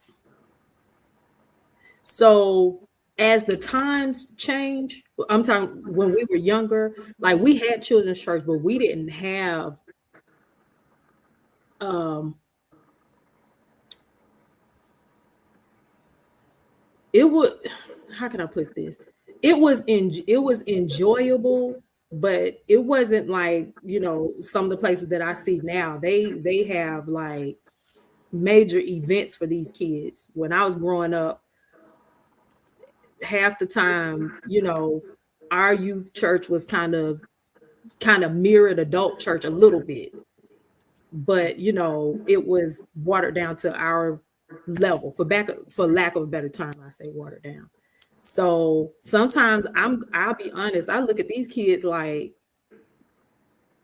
bruh, we have all that growing us. I don't even know, what to tell you. But I will say this about community also, that I will be honest, if you leave the church that I attend, and you left with a bad taste in your mouth, so every time I come around, that's what you want to talk about, I'm not coming around. Mm-mm. We Mm-mm. don't have community, Mm-mm. because I didn't Mm-mm. leave under the same guys that you left. What you I'm still did. Yeah. there. Yeah. Yeah. And Yeah. that has happened to me. And I was like, you know, we enjoyed each other in community when we were at the same church. When that person decided to leave, I still was their friend. My problem was, say, man, we have other things that we can talk about, but what I'm not about to do is sit She's at dog in the dinner church. and dog my leadership. Yeah. Yes, I Yeah. agree. Mm-hmm. And see, I'm the opposite. My childhood church to this day,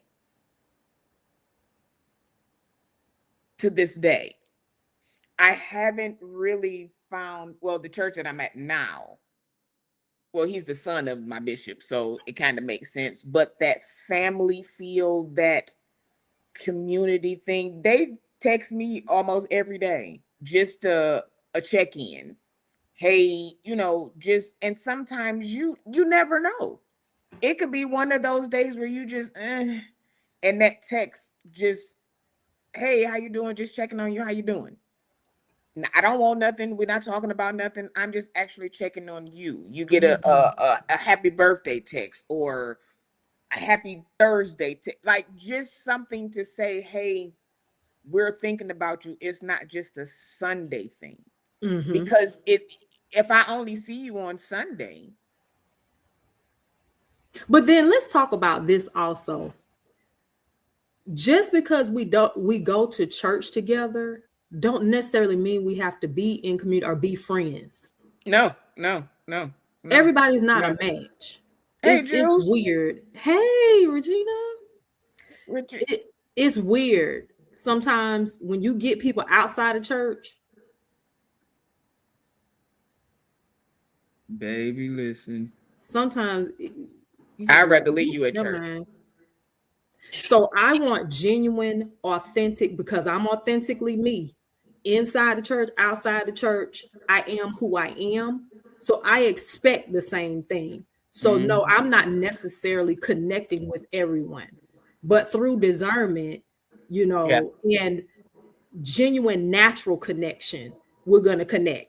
Not because we're at church, not because it's like, hey sis, let me, let's go out sometimes. Give me your number. That happens to me often, and it's often that there's something there that never connects with me, and it's nothing personal. It's just because you get those people and you've been seeing each other at church. Say you've been seeing each other at church for 6 months, and it's, hey, sister, mm-hmm. and then you get that, oh, thank you, we got a new, look at there, we have a member, thank you. I don't have the claps and things, but thank you for becoming a member. It's one of those things where you at church and this sister is this, and then sure, we can go out to brunch, and as soon as you get to brunch, is this, let me tell you about that. Whoa. Right, you be like, oh, whoa, this ain't what we came here for. Then it's like, well, I don't like such and such and such, and I don't like it. Exactly. Be careful of that and be careful. And it's like, hold on. Mm-hmm. If you're doing this if you're with me and you're talking about them, who did you go out with yesterday and talk about me? Or who you going out with tomorrow to tell about this? I don't like stuff like that. Or now, I don't have time to talk to you every day. Let's talk about that. I tell people, I tell, if I connect with you, I tell you straight up, if you're looking for that friend that you have to talk to every single day, I am not your girl. You know why?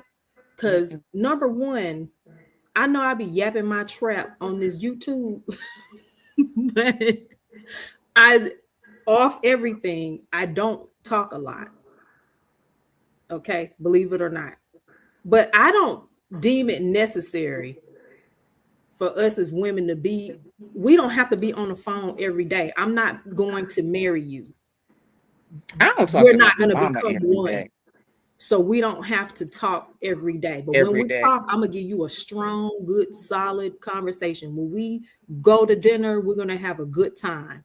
With all the things, but when we detach, it's okay. We don't have to talk every day. Hey, St. James. Greetings, prelate. Hey, Greetings, Bishop. I had watched your prelate. name up earlier. But Yeah. but we don't have to talk every day. So I tell them Mm. straight up, if you're looking for that kind of friend, I don't have that for you. What do we have to talk about every day? Thank you. Now, if we dating, That's and I'm dating a different. man, That's that's different. And Get on sometimes this I might phone. not even want to talk to you. Well, okay, that's different, Sean.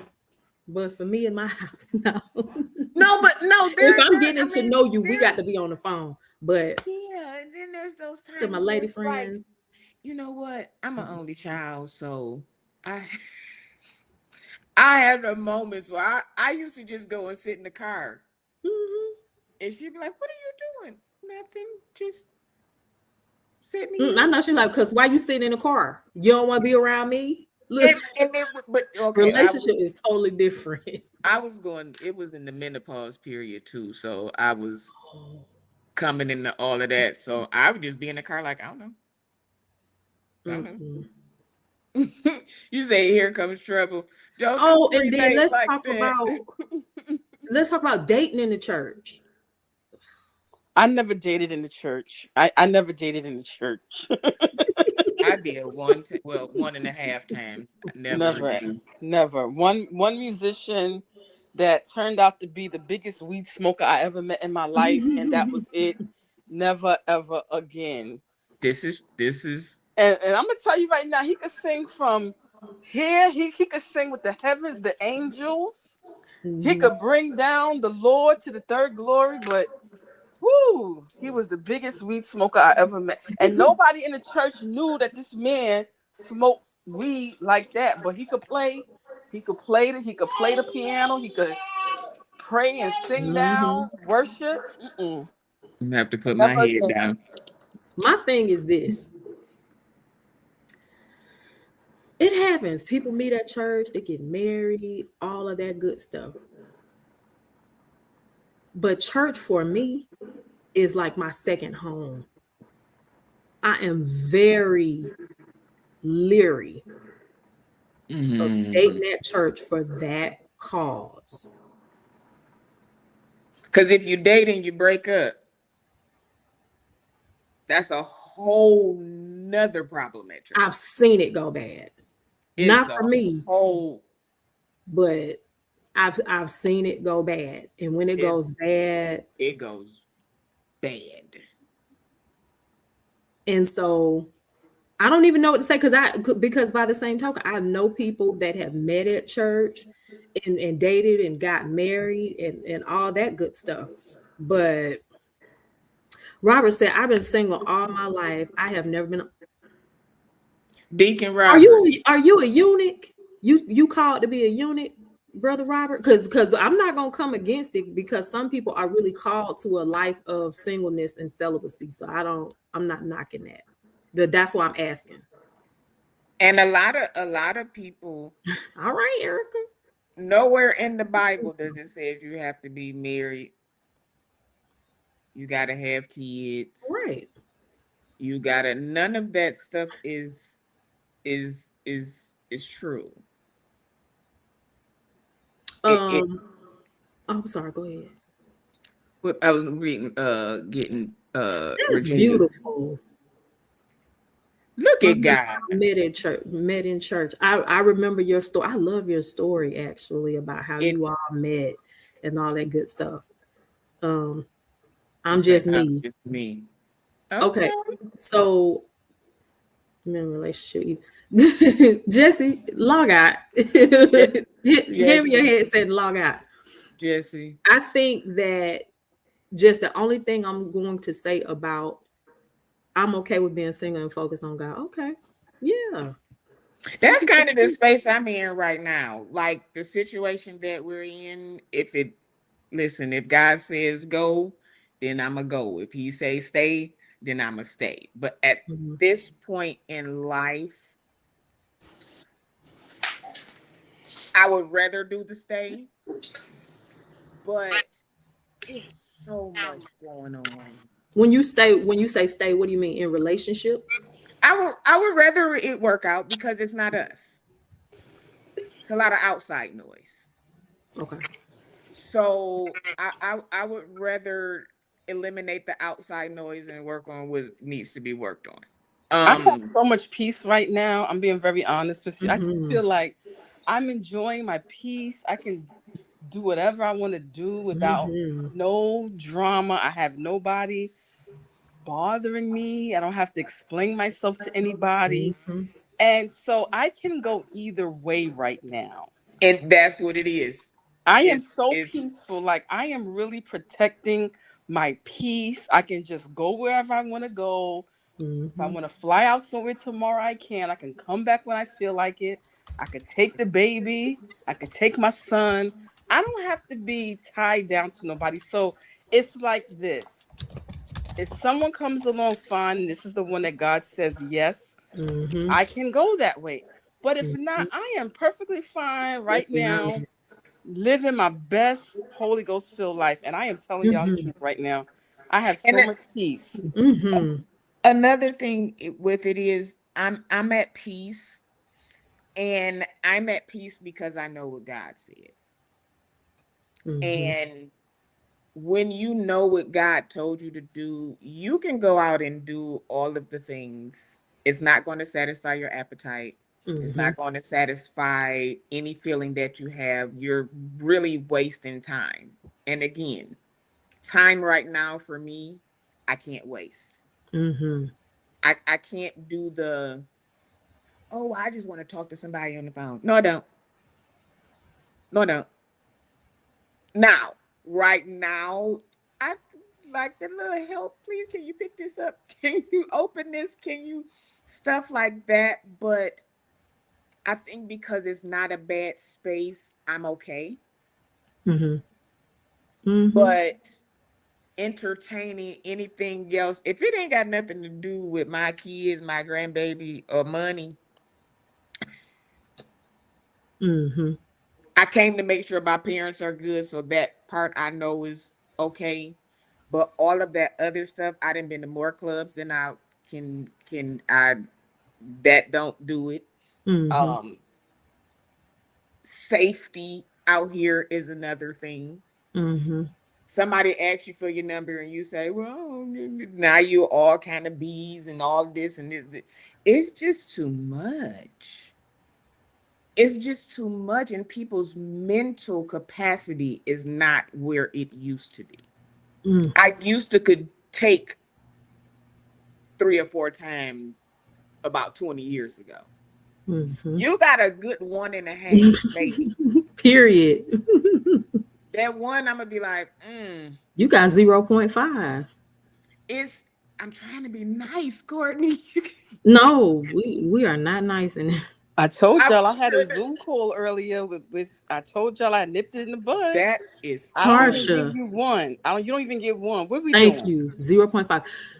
I appreciate the fact that you discerned what was going on immediately and picked up on it Mm-hmm. immediately. You know, for some women, it takes them a minute to assess the situation and realize that, hey, this guy's wasting my time. We're never going out on a date. And to that end, I don't understand why a man would take his time to get your phone number or get, whatever information connected to you to reach out to you to talk about nothing. I don't understand that. If you need a pen pal, you need to write some of Get these you a people in pen pal. jail. Get you a jail ministry. Get you, yeah, yeah.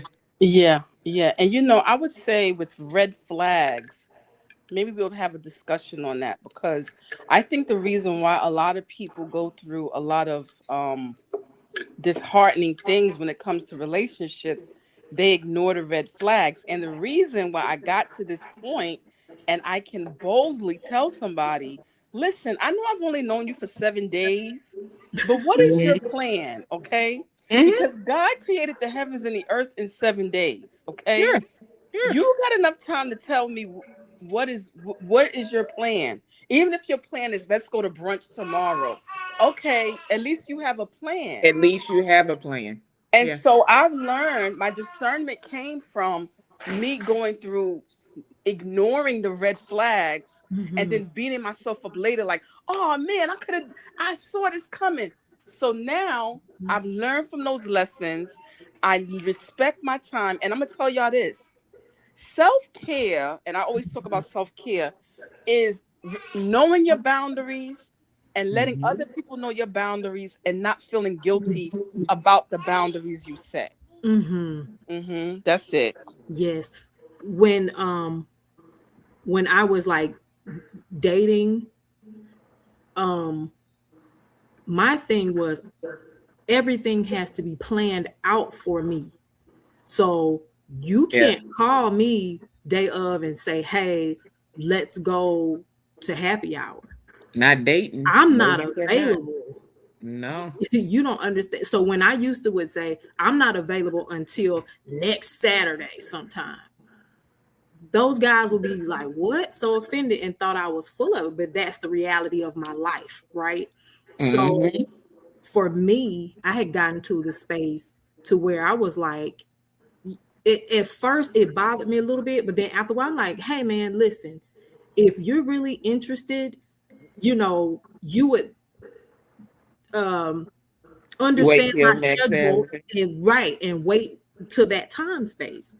So I'm Mhm. like, for me, I don't, I can't just jump up and just go like that. I have kids Yeah. and And I'm a and single parent. if they can't if they can't start off respecting that, if you Mhm. can't start off respecting where I am when we start, I already know that you're not going to be respecting me at no point. Because if But you you, can't mhm. respect the little things that I'm asking you to do, how you going to respect the big things? But you know why a lot of people ignore red flags? Is because of loneliness. That's true. If Yep. you are not careful with Mhm. loneliness, You you will will end have up, a booger on your hands and you're gonna be looking up like, how did I let this booger in my space, right? we just seen it how many times in 2025? Listen, and that's another thing that gave me pause and said, you know what, I'm just going to maximize the space that I'm in. And like Tarsha said, and and I tell some of my married friends, I'm like, hey, I don't have anybody's son over here getting on my nerves. I Okay. enjoy that level of peace. But by the Okay. same token, like Tarsha said, I am open. Loneliness leads to desperation. It definitely does, Jesse. Because you will take anybody that takes your attention, Anybody that likes me. anybody that says hey and call you 3 good times. Mm-hmm. Oh, this babe. What's babe's last name? Mm-hmm. You don't know that. We're so quick to somebody occupying our time. That's it. Somebody But say a few good words. Oh, I see this what I've been waiting for. No. but loneliness could creep up on you. So you can be strong in the Lord, because everybody want to be strong in the Lord, but we're not gonna pretend like loneliness hadn't creeped up on any of us Oh, and listen. made some not so Loneliness, good loneliness, decisions. loneliness grabbed hold to me last year. I said, "Whoa." Because you don't realize it. Mm-hmm.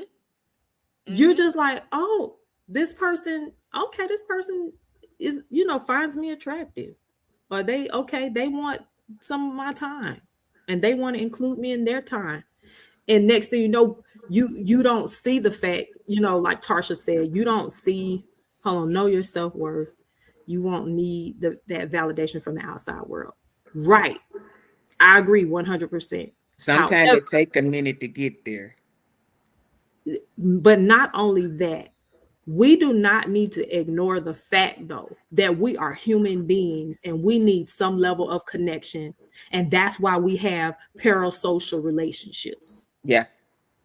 When COVID happened, you cannot tell me But listen, that thing listen. didn't hit when it comes down to loneliness. And I didn't mean to say vid. I don't know if I can now. I don't know if Oh, how that works. it's I'm coming sorry. back. I don't know what they're doing. Because I know you just monetized. I'm not trying to mess that up. Oh no, There's no longer a talking stage for some. Just meet, then okay, we go together.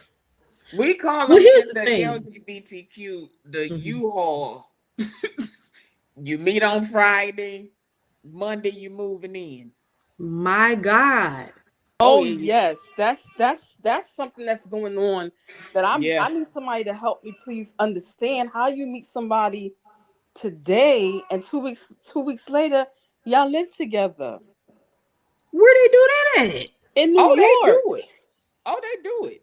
They doing it a lot in New It York. ain't just New People be York. homeless for real. And you know That's what? really what Some it of them is. don't even be homeless. It's it's that loneliness, depression thing. Yeah. You can Okay. you can think that you're lonely Hmm. because you're not doing anything. And if you can find a person that can sit on the phone with you and talk to you all day, you will feel like, okay, that's boo, that's bad.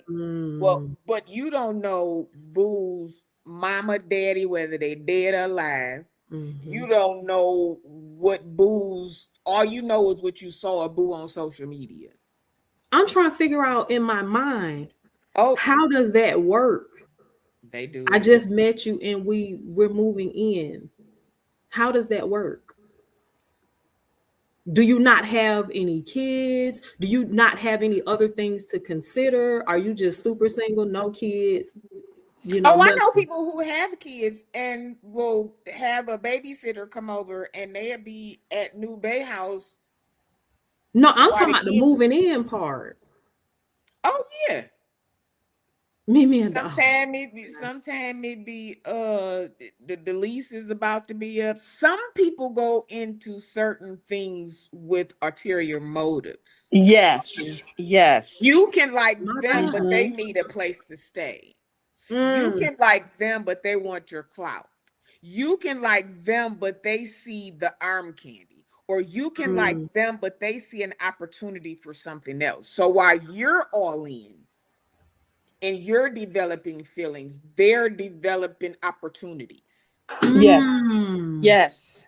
Opportunists. Absolutely. And that's Because why here's the New thing. York is it's so prevalent. I mean, I've had so many friends that have gotten what I call it scamming, where Hmm. they met somebody and they thought the guy was a cool guy, single Mhm. mothers, but guess what? The guy is a hobosexual hobo. He's go from home to home. He don't like you. He likes your apartment. You can't even ask me to eat none of my kids' snacks No, if like you so really, happen to come I over. know You people. don't even ask me for none of their chips because I'm gonna look at you sideways. I know people who have tried to talk to me just because of the space that they see me in. You don't really like me. You like the people that I'm around, and you're trying to maneuver to get in.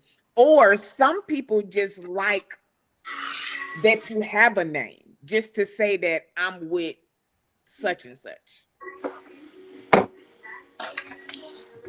I think Well, I think hmm I'm stuck on that moving part. Oh yeah, they move quick. oh, they move quick. I mean, if I could write a book on it of how I've witnessed this with a few of my girlfriends and people I know right here in New York, But say what's no. the headspace? And I'm not judging, but what's the headspace of the person that says, "Okay, yeah, you can move in"? What's Well, the I thinking? can't. Well, this is what I'm gonna say. We're talking about loneliness. Okay, yes, Loneliness when it most of my friends are high income earning got professional you. black women, right? Blessed. And sometimes you get to a certain level, Mm-hmm. yeah, you're sitting over there, you may be in your $1 million brownstone in Mm-hmm. Brooklyn, but you ain't got nobody, you in there by yourself. You're By right. So yourself. these women get roped in because of, like you Mhm. said, loneliness. Okay. Mhm. And then by the time they figure out they done picked up a hobo that was really preying on their property or preying on their lifestyle, You can't get this man out because in New York, my neighbor had the same problem. I was just about to say that. She had brought this man inside her condo. She was trying to get him out. The argument spilled outside on the terrace. Of course, I'm nosy, so I'm listening to the whole thing. And he's telling her he's not going nowhere and he's not helping with the bills. My And God. she can't get him out because in New And she York got to serve him an eviction. Yeah, we have squatters' rights. So he's already been there past 90 days. He gets his mail there. So she couldn't get him out. Whew. And so I tell people, listen, you're dealing with somebody, listen, don't let him bring that into your house. Whatever he came with, he got to go back. When they start trying to bring one little piece of item there, they're trying to mark their territory. And don't get blinded. As a matter of fact, don't invite them to your house, period. Listen, if you coming in town, we will meet at the hotel. We will meet somewhere. We will meet there, because the first time a person comes to your house and they see how you're living, you might not know they lease about to be up, but they know it. Jesus. And they just planning. You don't know they planning, but they're planning. Oh, my lease about to be up. You know what, boo? We might as well just go ahead and just stay in one place because we're going to be together anyway. And they will love bomb the mess out of you. Absolutely. Oh, yeah, they love bomb. They love you types of narcissists too, by the way. A lot of these types that do that, they're narcissists. They're narcissists, or they have narcissistic traits. So they love bomb you. So that's how I think Courtney asked me, how has these women gotten caught up? They get with these men, they love bomb them. And then by the time the mask falls off, this man's been in their house for 6 months. Together. They gonna get you a little trinkets. You gonna get your buy little you, flowers. they give you just enough. You gonna get your lunch. You gonna get your little this. They gonna buy your little favorite perfume. They gonna do all of this. Meanwhile, their niece is up, or their grandmother or mother, whoever's tired of them, and they gotta go. So you're a target. You become a perfect target. And you know, one of my friends, I actually had to help her get the man out. The man didn't want to go nowhere. That is disgusting. I had to put somebody out. He didn't want to go nowhere. You said you had. I'm sorry, Sean. You said you had to put somebody out yourself. I had to put somebody out, and it was one of them. And I didn't even know that they had mail coming there until it was like, okay, you got to go. What? Well, no, I don't. I got mail coming here. You can't. Oh my God. That is so I got the key to the mailbox, so you will never know if you got anything here, because it won't even, it go from the mailbox to the trash. You ain't got no mail coming here. When I first seen the mail coming, I said, oh no. Now you can let your little Amazon packages and stuff come. That's fine. But when I go to my mailbox and I start seeing mail, nah. Why you here? Why? Erica said it happened to her. Ooh, Jesus. To this day. Well, before I moved out of Georgia, I would go to the mailbox and AAA, little things are still coming to. You will never see it. And they use that. Well, let me see something over here. What's your address real quick? For what though? Why you got to send it over? Because they already have a plan. My God. They already have a plan. Oh, if I can send, I just want to send you some flowers. Okay. So you give your address. Now, when they come over, every time they come, it's a pair of shoes, or it's a book bag. That's or it's this, or it's that. And before you know it, they got a whole spot in the closet. Now you got a little space on the bathroom counter. Now you just, this boo, this babe. And again, they know lease is coming up. So they start talking to you real good about 2 months before that lease. So what you think about us? Why don't we, they already have it in their head. You don't know it. You're falling for this person. They're falling for somewhere to sleep. That is diabolical. It's Erica said listen, it. Erica, tell Lord, them keep that away from it's me. it is so different. It's so different. They map out your pay period. How he know when you get paid? Get out my pocket. Oh yeah. My friend the other day just told me I didn't even know I was getting a raise, but she did. How? No. Wow. How? Oh yeah, let me use. Can I use your computer real quick? I gotta do something, and before you know it, they be in it. They do it. They do it. You're paying Next thing spouse you know, support. you're paying My spousal support. God.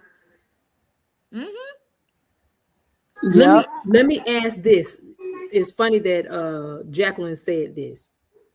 Tarsha, um, what do you call prenuptial? Am I saying that? What is it? The prenup. A Prenup. prenuptial agreement? Yes. I believe in those. Mm-hmm. Yeah, I'm actually gonna have one if whenever that day happens for me. Mm-hmm. Um, because I feel like I do not want anybody to feel like they're entitled to whatever I acquired before we got married. Mm-hmm. Mm-hmm. Whatever we acquired together That's after we're different. legally married, That's that is different. different. But That's different. no, you cannot think you're entitled to whatever I have gained and earned before a marriage, because I also have children that these things are going to be passed down to. And I think that's a big problem that even some of these celebrities like Mary J. Blige and Mm-hmm. a few others, they just did not get prenuptial agreements. And also for people, they think prenuptials are only for very wealthy people. No, if you are Mm-mm. working and you've acquired property and you feel like you're successful in your own right, you should get a prenuptial agreement, in my opinion. And that Because doesn't mean that you think it's going to end. That's just to protect yourself from yes, anything. yes, because some people leave a marriage with less than what they came. As a matter of Mm-hmm. fact, they leave with nothing and they came in with something. Listen, So Candy, I say what you want to say about whatever ever she did. But that prenup she had, Mm-hmm. can't touch it. Everybody used to be like, I don't know why she doing all this. She just need to yeah, go on and marry. You Kim know no, how said, much I she they had say, before he came? yeah, Do you know what he would be getting right now? Just off yeah, mm-hmm. rip because she makes more money than him.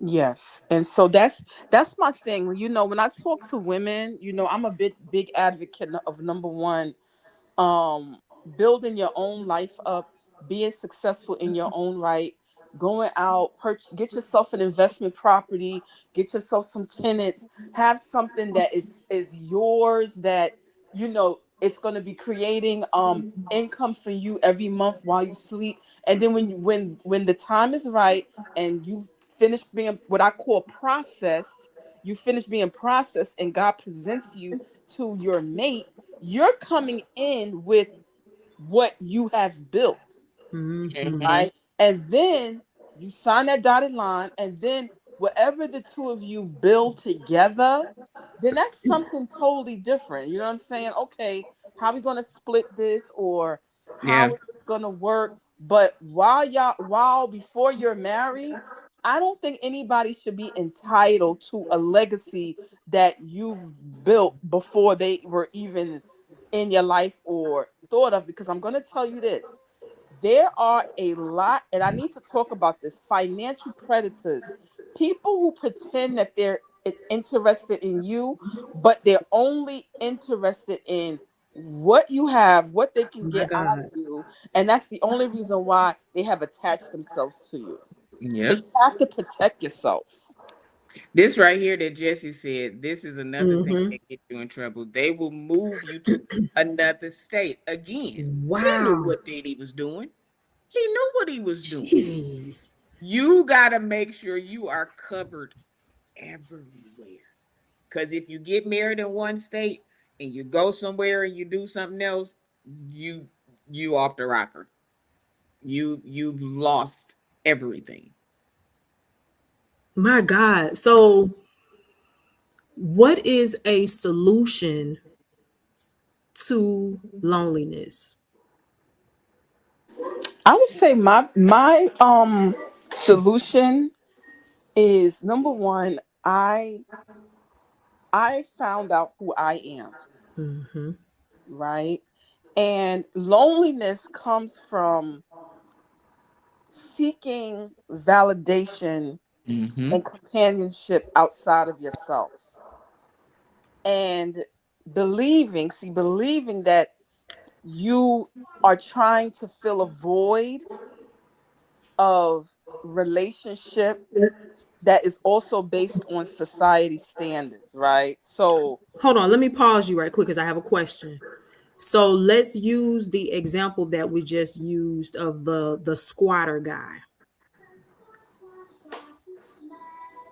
Your friend got it going on, mhm. successful, got all the things. She knows who she is, right? No, she doesn't. Oh, okay then. So that's why I'm bringing this up.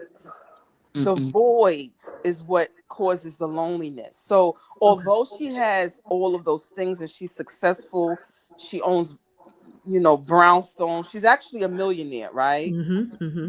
But that void of not having a companion, Companion. a mate, a husband has never been fulfilled because Mm. she's been seeking it outside of herself instead of healing those wounds first and working on that opens you up to number one, attracting the same spirit but in a different body. Mm-hmm. And then you're also attracting other unhealed souls. So when people, and this is not just for women, when people are in their Mm-hmm. quote unquote singleness, they're supposed to be working on themselves to heal those wounds, heal those broken areas. So I actually took time to do the work. Okay. Yeah. And it took me literally 3 years, right? And I will say, once those wounds were healed, I am so peaceful within myself. Now, I will say this, there's a difference between loneliness and aloneness. So I'm Yes. not going to say that I get lonely. I will say I do spend a lot of time alone, but it's Mm-hmm. not what is it? It's not a burden. I don't feel like I'm missing anything. Um, because I have remembered what were the repercussions of me going Mm-hmm. outside of myself and Yes, God. settling for something Yes. that is less than what God has for me because of unhealed wounds and wallowing in loneliness. So I had to go get healed, go to therapy, also take responsibility for getting myself in those situations to where now I'm at a sense of peace knowing who I am and my identity, number one, who God created me to be, and to understand that there's standards. So when you get Mhm. healed, no, you're not going to be a successful woman settling for a hobo that's looking for a place to live. So Yeah. this is why successful people, they may be successful in many areas, finances, Mm-hmm. they may own a lot of property, they may be, doing the thing, making a lot of money, but if they haven't gotten healed from soul wounds, that's what opens them up Yep. to the what I call the torment, because loneliness can become tormenting, right? Mm-hmm. And then they will allow someone in their life that is, number one, not on their level, but they settle for that because they want to counterattack that ongoing agony of loneliness. Yep. So, how do you counterattack loneliness? You have to go within and deal with, number one, your soul wounds that have been, the same wound just keeps getting open over and over Over again and by over. the Yeah. same type of familiar spirit, Mm-hmm. narcissist, the same type in a different body. And once you get that part of your soul healed, when that type of person comes around you, you're like, get away from me. I don't even, you're not even on on my level. We're not Mhm. spiritually in tune. Yes, I may have all these things. Yes, I may want a mate, but I know my worth, and it's definitely not you. Mhm. So I would say how anyone start to be healed from loneliness, you have to go within and deal with your soul wounds, because that's really where loneliness comes from. And Okay. then Go ahead. to add to that, a lot of people have not fully healed. And sometimes it's not healing from a relationship. You could be so used to being loved in a negative way that you unconsciously search for that love because that's all that you Mhm. know. Mhm. And then when someone comes along that is opposite of that, then no, that's too good to be true because it's an unfamiliar love, but it's actually the love that you need. That familiar love, if you have not healed from it, everybody that you connect with is you gonna always say something like, dang, you remind me of, because you keep going to the same thing. If you don't heal yourself, it's never Mhm. going to stop. That's right. But we It's are clear that healing is a forever journey. absolutely. My Yes. opinion. Yeah. Yes. Yes. Yeah. Mm-hmm. It's always heal. I'm healing right now. And Healing, then it's an I'm sorry. ongoing process. Yeah. Mhm. Healing, and but there are also milestones to healing, Mhm. right? Mhm. So even though healing is a forever journey, right? Mhm. You will know when you've been healed to the point where, okay, now it's time for the next level of my healing, because number one, you won't be attracting the same type of people. You won't even That's attract the right. same type of friends, the same type of people, places, and things will start Yes. showing up differently. Mhm. And then you're like, okay, God, all Yep. right. And then you Mhm. just keep moving on your journey. Mhm. Because I don't even have the same, like, I have the same friends, but that connection, like, I still love them. There's no hard Mhm. feelings, but I'm not there anymore. Mhm. And because I'm not there anymore, you can call me, but I'll feel when you getting ready to start talking crazy. And I'd be like, okay, well, I'm gonna talk to you later. And it might be some Mhm. months that go by. But because you're not there anymore, you can't connect with that. And once people see that from you, Mhm. they'll start pulling away because now Mhm. you're the problem. Now you acting funny. Now you're doing this. No, I've just grown from where I was. Mhm. Because I don't want to be there all the time. Right. I've been there long enough. So if I have to get to myself and stay by myself Mhm. to eliminate that, that's the space I'm in. I'd rather be right here with my computer and my phones than to be sitting on somebody's couch or laying with somebody and I don't even know. Mhm. They're getting on your But nerves. you get so like, oh, I just want to be by somebody. I just want to hold somebody. It's cold. I just want to cuddle. I just want to feel. And before you know it, yeah, you doing it for the winter. And then in the summertime, here you are sweating with this Uh-huh. same person. Because now you didn't connect, Took you made through this hell and bond. back. Ab- Absolutely. And then in Mhm. December, you like, dang, I'm still with, yeah. But it's a familiar spirit that you Yep. got used to. Again, after you done kind of got out the hill, then you go right back to that. Now you're back in the same spot. Yes, yes. And that's why once I went through my journey of my healing journey, I would say that I when I came to this place of peace, that's why I felt like when I am alone, that is my place of power now. Mm-hmm. Mhm. So when Mm-hmm. you were with loneliness, loneliness is a place of defeat, because the Mhm. enemy is constantly reminding you of where you are. You're in this lonely, dark place, and you ain't got no friends. You ain't got no mate. You don't have this. Now you're over here in the corner by yourself. Your family ain't talking to you. This is happening. That is happening.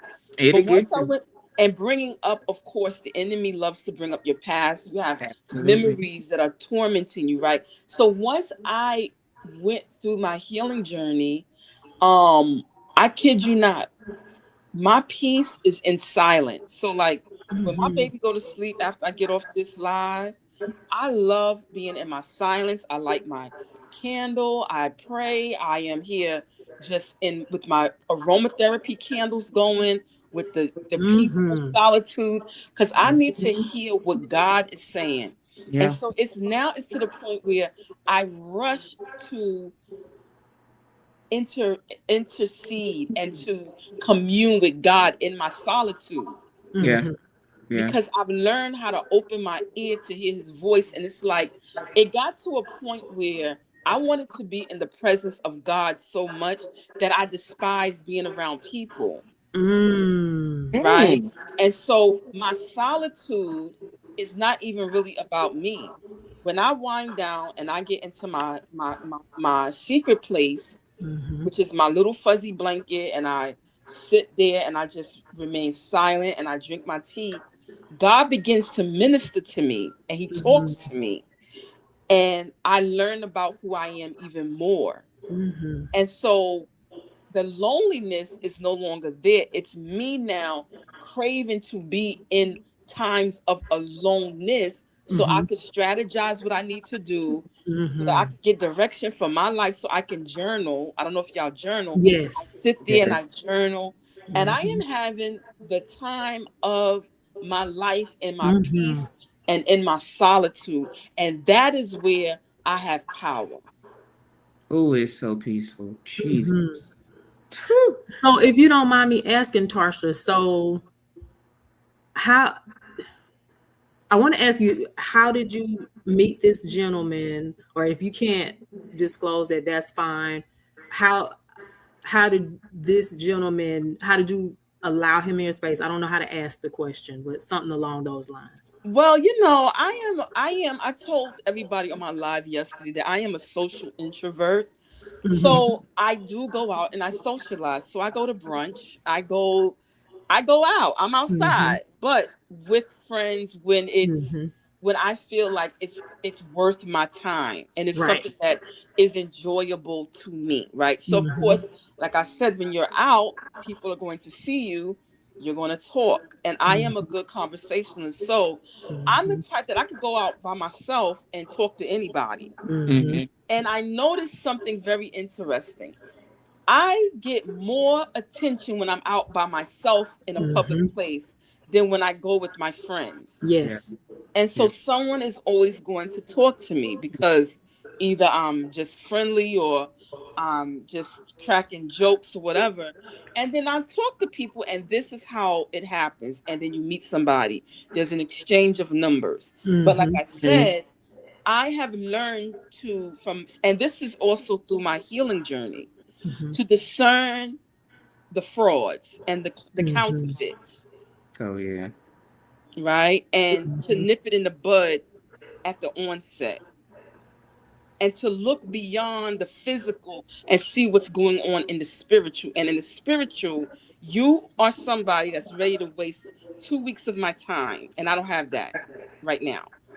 So I've learned to also, in my healing, be bold Mhm. to tell somebody that they're not, this is not it. And Mhm. sometimes I believe women in all aspects of our life, because we carry so many different mantles, Mhm. Mm-hmm. when it comes to romance, we tend to sometimes dumb down ourselves. Ooh, that's good. Absolutely. And Absolutely. we have to stop doing that, because God has a standard for us. And if you know that someone is not to your standard, they don't deserve to be in your space any longer. And you have to have the boldness through your healing to say this is not it. Don't let somebody keep calling your phone and you know this ain't going nowhere. It's a waste of your time Yes. and their time. And So love. To answer your question, out at brunch, you exchange numbers with somebody. But again, in New York, you don't know what's going on with these people. I'm gonna be honest Right. with you. So Yeah. I have also learned how to, and maybe I don't know if this is good to say, but I can spot the scammers. I can spot what type of time are you on. Okay, Hmm. let's just cut the chase. What type of time are you on? That's what Yeah. you say to him immediately. And that's it. And I'm like, okay, this is another scam here. Goodbye. You. So we have to also stop letting things go on beyond Hmm. the Yeah. time that God will even allow you to entertain somebody. Hmm. There's Because some once you people that start, entertain people for 6 months. You know what people are getting 6 months married in or 6 months. what? People are getting married in six I months. know you ain't talking about talking on the phone for six. Tarsha, don't Listen, play with me. no, I'm telling you, people, Who is people, talking on the phone for 6 months? some people are on an assignment to waste your time. And that's what I'll have to say. Sean, what was your hand raised for? You was talking on the phone for 6 months? it was more every day for like 6 months, and then it was like, okay, They was out of state, clearly. no, we were Ma'am. in the state. Okay, they lived a couple of hours away. Mm-mm. No dates. It was like lunches, Oh, so you dinners. did go out. Yeah, we did go How out often? every day almost. Then Sean, what you talking about? When I said talking, I meant talking on the phone for 6 months and Oh, no, just no talking on the movement. phone and never. Oh, no, no, no, no, no, no, no, no, no, no, no. Because some people think that's dating. They do. They think I'm talking not on the raising my phone hand. is I'm dating. saying some people think that. Yeah, some people absolutely think, "Oh, we've been talking on the phone for we." You don't even know what this person smell like when they wake up in the morning. What do you mean? You don't know if they brush their teeth? I need to know your They haven't taken routines. you anywhere. Yeah, you haven't spent physical time. It's just FaceTime. FaceTime then took over. But you know that's a thing. Y'all know that's a thing, right? You may as well date That's and it. chill. They You may as think well that have a that's pen it. pal. Mm-hmm. Mm-hmm. They Because will they do love bomb you with their words over the yeah. phone. I've had people like, oh, let's go. True Tell it. story. I told y'all last year had me trapped up in the wrong space. You're talking on the phone. You're talking on the phone. Talking on the phone. Have you ever seen this movie? No. Where is it on? Oh, it's on Netflix. Okay, well, let me see. Okay, so now we're watching this movie, and then at the end, it's like, oh, thank you for my date. What date? What date are you Because you know talking people was about? doing virtual dating when vid happened. Vid's over. Passover. Bid's Oh, over. I They Why didn't should are have even we? been know people were out with doing masks that. on. After that, that's when I said, oh, oh no, no, no, no, no, no, no. I already see where you going. Because next But we what go. is that? What is that? Then it was like, well, I'm gonna order some stuff to have sent there. So when I'm there, you whoa. No. How about we just gonna end this right? This is it. This was far enough. Thank you. But I'm gonna get off here. This ain't even my stop, but I'm gonna get off. Cause I'll walk the rest of the way. Cause I'm not doing that. I'm but it happens. I that was my first time ever hearing that. Like, well, thank you for my date. We just watched Bad Boys. How were we Over the phone? That would set me off. That will regress me back to my old ways of. that was it. That was it. That was because like halfway But through I what was like, is that okay, mentally? I know none of us on here are doctors, but it happens. What is that? It's called laziness. They don't want to put the time and the effort in to court you. They want to, number one, string you mm-hmm. along. They have a PhD in wasting your time. So they string you along. They also most of the time have other options. while they're doing Okay. this maniacal behavior. Okay, they That's also yeah. are not only doing it to you, they're doing it to multiple people to see who is the Which best one? candidate. Yep. So they ain't And then taking you what nowhere. They just talking on the phone with you to see who's the best candidate. Yeah, and then what happens is, when they've chosen the right one, the one that they want, because then they ghost you. Then the call slow down, the morning Yeah, texts slow yeah, down, all of that. Yeah. yeah. And so it is actually the disgusting behavior that is being presented these days. And Mhm. in New York, and I'm only talking about New York. I know this is Mhm. going on in a lot of cities, but the reason Everywhere. why I'm talking about New York is because here, I mean, when I tell you, I have seen some craziness through a lot of my girlfriends, what single women are going through, and it blows my mind. Number one of my girlfriends told me that this man is telling her that coming to her house is a date. Coming to her house, mind you, she just met him. She just met this man. They do. Why are you inviting yourself over to my friend's house? And he's talking about he's going to bring some McDonald's and they're going to watch a movie. By Sir, Tarsha. so I told her, do not Mm-mm. ever call him again. You Because can number even bring a crab boil like you. Yeah, No, you so don't need to be. You don't need to bring nothing to my house because you ain't coming to my house. yes, You invite not when you invited yourself. Nah. yeah, You so ain't invited to my house. Period. yeah, and don't invite me to number one, don't invite me to McDonald's nor offer to bring it nowhere where I'm at. I can do that on my own. This is my thing. I'm gonna When I pretend go like to McDonald that right there. I'm gonna pretend like that don't even exist because that's crazy. My baby listen, don't even eat McDonald's.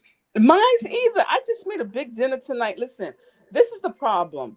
People are trying to get, how can I say, high value with very little effort. Mm-hmm. Mm. So Mm-hmm. they talk about high value men, right? So women who value themselves on a high level, right? They deserve to be courted. You need to put in some effort to prove that you can get past the next door. These people in the dating world now, They ain't no dating. they're not putting in any effort, because I'm gonna tell you why. Because they don't They have to. They they ain't don't have required to, to. because of the other people before you settled for their nonsense. Yep. So when they get with you, they think you're supposed to settle for them. Number one, inviting themselves over to your sacred, because your home is a sacred place, Mm-hmm. right? Coming to my sacred dwelling, coming to my friend's Especially if sacred you have with a kids. McDonald's boil. And so Nah. for me, you number one, Don't I nobody don't talk like that for real, Tarsha. come to New York, come to New York, come to New York, okay? Who And is fixing their so mouth to say, let's have McDonald's at your house? Who? I'd listen, rather you take me to the park and lay a blanket down and give me some ham sandwiches or something. Don't do that.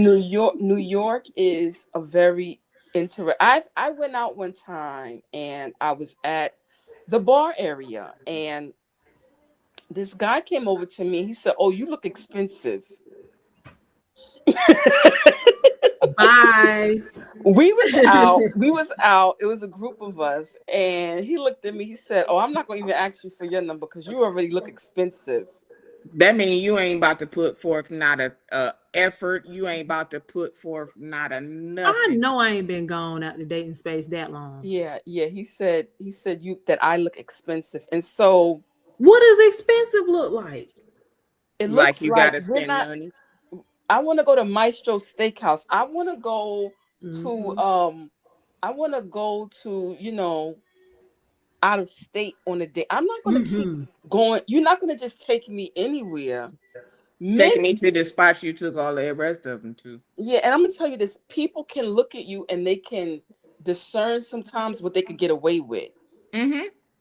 People And can so see broken people. yeah, and they can see the brokenness. And I believe that this is why some people get into abusive relationships, because from the Mm. onset you have been preyed on. Not Yep. Pray, Mm-hmm. Prey. And the brokenness in you is what attracted the abuser.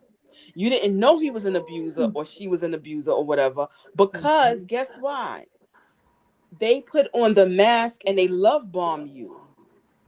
And then by the time you figured it out and the mask falls off, you have already put in Yep. too much time. You done got this person on your lease.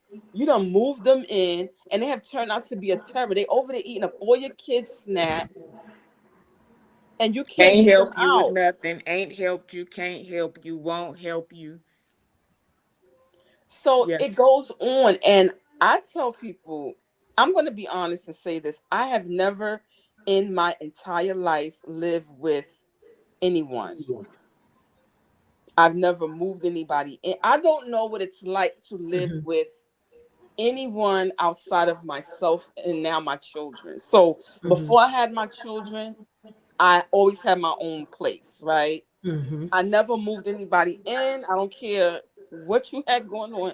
You're not living with me unless I am married. Now, I always kept that standard, right? Mm-hmm. And then once I had my children, I became more overprotective Of his because Mm-hmm. space. I'm Yep. now protective of my kids. So when I had my son, I didn't date nobody for a long time because I did not trust human beings around my child. Kids. Yep. Mm-hmm. And some of these people will prey on you to have access to your children. I'm just keeping it real. Mm-hmm. And so I would Jesus. mostly, me and him, we going to church. Like Courtney, I'm single mother. Mm-hmm. I'm going to check my keeping my child prayed up. We in church. Mm-hmm. And then when I started back dating, I'm like, these people just want to come to my house. What is at my house? I know I cook and whatever, but why you want to get? I want to go on a date, and so So it they was. can leave them shoes. Listen, and so what we have to do, we're discerning and we're learning. So I learned from that dating experience was out here, but also I was a protector of my home and my children because I wouldn't want anything to happen to my That's right. child Yeah. because of once again me falling for somebody out of loneliness. Right. So it's a lot of dynamics also when you're a mom, single Mm-hmm. mom, and you want to Yeah. have somebody. You gotta really be careful. You gotta Yes. think. And so you Yeah. gotta put all these safeguards up. And Mm-hmm. unfortunately, that's what's going on these days. Yeah. I am just We gonna taken have to aback. do it. We gonna have to do another show, and because Courtney, we gonna have to put you in Chat GPT before you before you start again, because you like they say what is crazy out here. That's why I say if Meg, not, who? I would rather do this Mm-hmm. than Mm-hmm. to go through the learning, because people lie so much now, and when you're on Yes. social media, you can be whoever you want to be, and then you get to this person, it's like, well, I thought you what? Child, I I thought I was gonna peek my head out. Now I'm like, oh, never mind. I don't. I don't. Who has time to go through that? again, exactly, exactly. Yeah. And Let that's me why I ask protect y'all. my peace. Yes. Let me ask you this really quickly. Oh, Starting with Tarsha, would you date outside of your race? I've actually have been consistently approached by white men, Mm-hmm. and especially because I am in You're in corporate those social America, I spaces. am around them a lot, and they ask Mm-hmm. me out on dates. The only reason I haven't gone out with one yet is because I haven't. There hasn't been one that I found too interesting that would keep my attention. Okay. So I'm not saying that I will be close to it. Mm-hmm. I prefer black men, Mm-hmm. but I'm also open with my options only because Mm-hmm. also I'm noticing the white men that approach me are very financially well off. Mm-hmm. and I'm not saying I'm going to get with these people because of their money, but I noticed It's when a they match. approach me, it's on a different, they're Yeah. on a different type of time. So it's like they come right out the gate wanting to take me to a nice restaurant. There's no calling me for 3 days just to talk about foolishness. That is Yeah. crazy. It's hi, would you like to go to Cipriani next weekend? Are you Come on. Mhm. It's never hi, what's up? What you doing? No. Ooh, I They Oh, I can't get can't straight to the miss. point. stand that what you're doing. That makes my Ooh, head hurt. They get I straight, don't. Ooh. yeah, they get I Yeah. straight answered to the the phone. point. It don't matter. They get straight to the point. They're very into just the courting phase and let's go out. I And they want don't to have you on the phone for a long time like no, that. they want to Hmm. know more about you. What are your Yeah. goals? Where's your family from? And what do you see yourself in 5 years? So it's like it's a different dynamic. Actually, one of my good friends, she's actually engaged to a Caucasian man Mm-hmm. right now, and I mean they're living. She lives in a penthouse in Manhattan with this man right now, and we grew up together. Mm-hmm. And so he upgraded her life. Yeah. Mm-hmm. But my thing is, I would say for me, I've Mm-hmm. been afraid about. I don't want to, number one, lose myself, or Mm-hmm. how is his family gonna deal with him being with a black woman? How are they going to react if when I start talking about my issues with police killing black Yeah. women? Can I have those Mm-hmm. conversations with Yeah. my white husband? Yeah. You or will. is my white husband, am I a fetish for him, but the rest of the family, Mm. I'm the only token black wife in the whole family? That's Because a some of yeah. them have a fetish Mm. for Mm-hmm. black women. I have Mm-hmm. encountered that, right? Yeah. Mm-hmm. And Yeah. so I have to be unapologetically myself, and I love Mm-hmm. all things black. I love being a Mm-hmm. black woman. I love my ancestral lineage. I love my southern roots. I love cooking the food that I grew up on and Yeah. Mm-hmm. all those things. So the reason why I haven't taken it seriously, my mother has been on my back about it. She was like, "You need to start getting with one of these white men that keep trying to talk to you instead of wasting your time." And don't be opposed to that because he may Yeah. love fried chicken and macaroni and cheese Now I'm and not trying to collard say I'm trying greens. to kill this man or this soul food, but You what know I'm what I'm saying is saying? I want to You ain't about still to be be. cooking stuff with raisins in it, is what you're Yeah, saying. yeah, but I'm definitely That not is going to so be putting no stereotypical. raisins in my potato salad. Yeah, that Y'all a But mess. I would say it has been on my mind because of the cultural divide and things like that. So Mm-hmm. have I they can been understand that. approaching me? Yes, heavily. I mean, even Mm-hmm. since I was younger, like approaching me, asking me out on dates, but I have always either declined Mm-hmm. or I would never, like, it wouldn't go past a certain point because I Is it always because felt of attraction? um I would say honestly, I'm gonna just keep it 100. Okay. It has to do with my my ancestors and me thinking like, how can I get over being me with a white man? I don't want to have to change who I am. yeah. Is he going to understand who I am, or is he only going to understand when it's convenient for him? But when I'm in the house talking about what's going on with Mm-hmm. my people, is it going to be a problem? Do you Give it Yeah. a understand chance what I'm because saying? he's attracted to you for you Yes. being you. Hmm. Give it a chance. You never Okay, know. I will. They know I we have will. issues out here. Courtney, Come I on will now. give you an update. The next, Please do. I will Cause give you he an Son's update. could have looking at he me. could have some dark skinned cousins. You just don't know it yet. It may be Yeah. you just never know. I But at the end of the day, I didn't mean to cut you off, Sean. uh, I understand, about our cultural differences, but we yeah. are all human beings at the end of the day that bleed the same blood.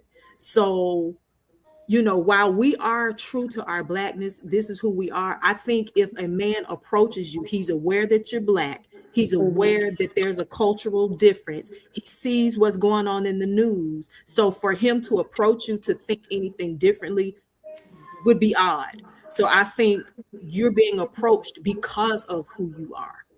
Okay, I didn't think of it like that. Thank Come you. on, they're not blind. They see ICE, what's going on with ICE. They see black people getting murdered in the street. They know about George Floyd and um, Sandra Bland and all of those people. They know that. They know And that. and Mhm. sometimes a lot of them don't approach us for the same reasons. Mhm. Because they feel like, okay, the cultural thing. Are we gonna be able to do this? The N word, the all, like it's a lot of variables that go into it with them also. So if he's trying, I'm pretty sure he didn't thought about that too. So, listen, if We you open to gay, that because I can low key see that for you. I can too. A lot of people have been saying this to me, so I think that maybe this is God is using the two of you I can too, yeah. to send a message to me. Mm-hmm. Hmm. And I've already been talking to my mother about this. See, Mm-hmm. this confirmation. There we go. Tell mama Yeah. we got her. Don't limit yourself in this season. I know we love us a good black man, dingo, tall, all the things, just the black of the bear, the sweeter juice, all of that. We love our strong black men, but let's not limit God because he's not limited to our color. That Exactly. is true. That is true.